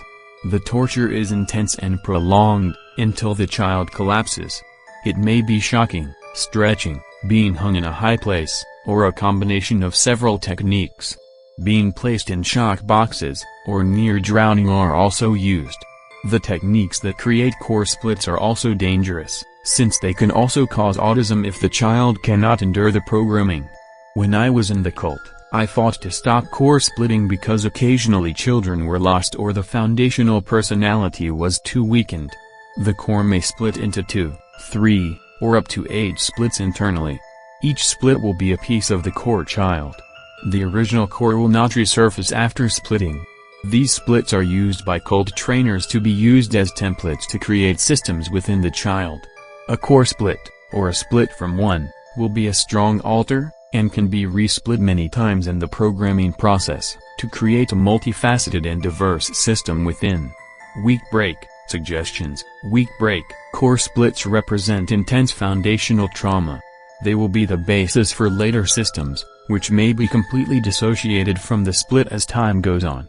Work on core splits should go very slowly, and only late in the therapy process when there is immense intrasystem cooperation. The survivor will need every internal resource to deal with these traumas, and plenty of outside therapeutic support. It may mean hospitalization unless the survivor can keep the trauma from emerging too quickly, and the therapist and survivor can go extremely slow. Other, less dissociated systems and fragments should be integrated. Acknowledging the abuse cognitively will be the first step in dealing with core trauma. Letting more dissociated parts grieve about hearing about what happened may come next. Allowing feelings near the core to come close, a little at a time, with helpers and internal nurturers offering support will help. These feelings should be titrated, and looked at a little at a time. Splits may be different ages, and may need to express themselves in different ways. There may be dream programming, a fantasy world, or other flight from reality surrounding the core splits, that protects them from contact with the outside world, which is perceived as brutal and cold. Parts may be completely disconnected from outside reality in an effort to buffer pain. Slow, patient nurturing and reality orientation will help these tremendously traumatized parts begin to join outer reality. Some parts will always have been aware of what happened, but won't care to join the outside world. Patience, allowing them to vent, will help most. Steps of discipline. Step 7, not caring. This step will take the child further into a perpetrator role. The child will be forced to hurt others and prove their ability to not care during the process. Step 8, time travel. The child will be taught spiritual principles of traveling both internally and externally, with setups, role-playing, and guided exercises reinforced with trauma. The goal will be to reach enlightenment, an ecstatic state of dissociation reached after severe trauma. Steps 9, 10, 11. These will involve programming that will vary according to the child's future role in the cult. Sexual trauma, learning to dissociate and increase cognition, decrease feeling will be emphasized in these steps. Step 12, ceremony of becoming at age 12 to 13. The child will be formally inducted into the cult and their adult role in a ceremony of coming of age. They will prove this ability by performing the role/job they have been training for, to the satisfaction of the trainer and leaders, by undergoing a special induction ceremony. The ritual and ceremony will be held with other children of the same age, who are dressed in white and given a prize as acknowledgement that they have completed the basics of their training successfully. They will continue to be abused, even as adults, but the major traumatization and creation of system templates will have occurred by this age. Future training will refine what was already placed in the child by this age, or build upon the foundation. Suggestions. Grieving the abuse, acknowledging the feelings associated with undergoing the trauma will be important. It will be necessary to deal with perpetrator guilt, since by this time the child will be a perpetrator, and will have identified with the adult role models around them. This can be difficult to do, since perpetration will horrify the survivor when they remember this. Supporting the survivor, remaining non-judgmental, and encouraging acceptance of these parts is important. Pointing out that at the time, they saw no other options available will help. Realizing that perpetrator alters saved the child's life, and that they had no other way to act, especially originally, the first time, will need to be pointed out. The survivor may feel hostile towards, or reviled by perpetrator alters, but they are the expression of the abuse and limited choices they were allowed. Grieving being a perpetrator will take time and caring support by others. Appendix. Equipment frequently used by trainers. It may help therapists to realize the equipment that trainers use. If their client describes these items, which may appear quite sophisticated, believe them. The cult has become quite technologically advanced.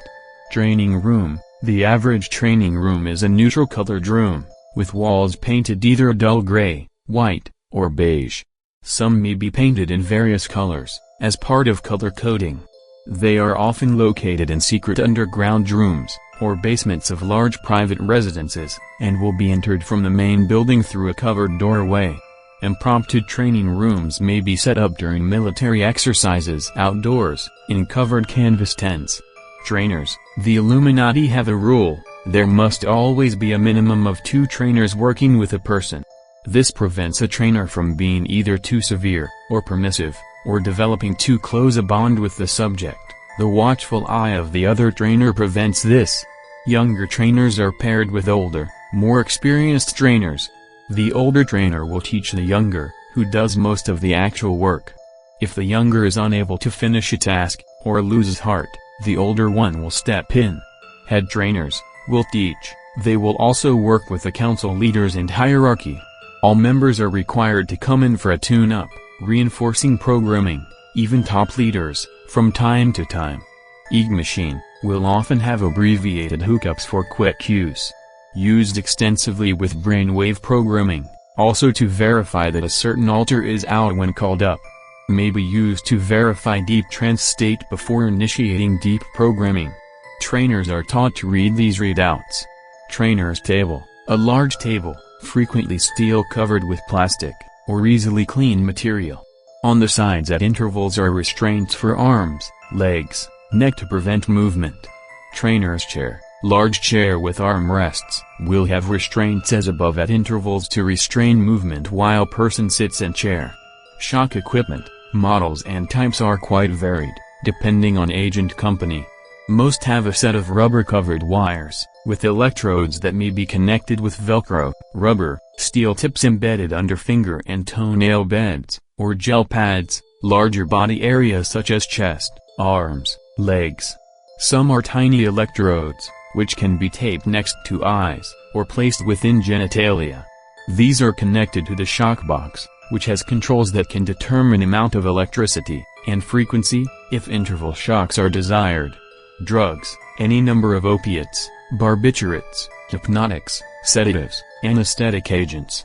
Resuscitative drugs, antidotes are also kept, clearly labeled and indexed. Many drugs, especially experimental ones, are only known by code names, such as Alphen 1.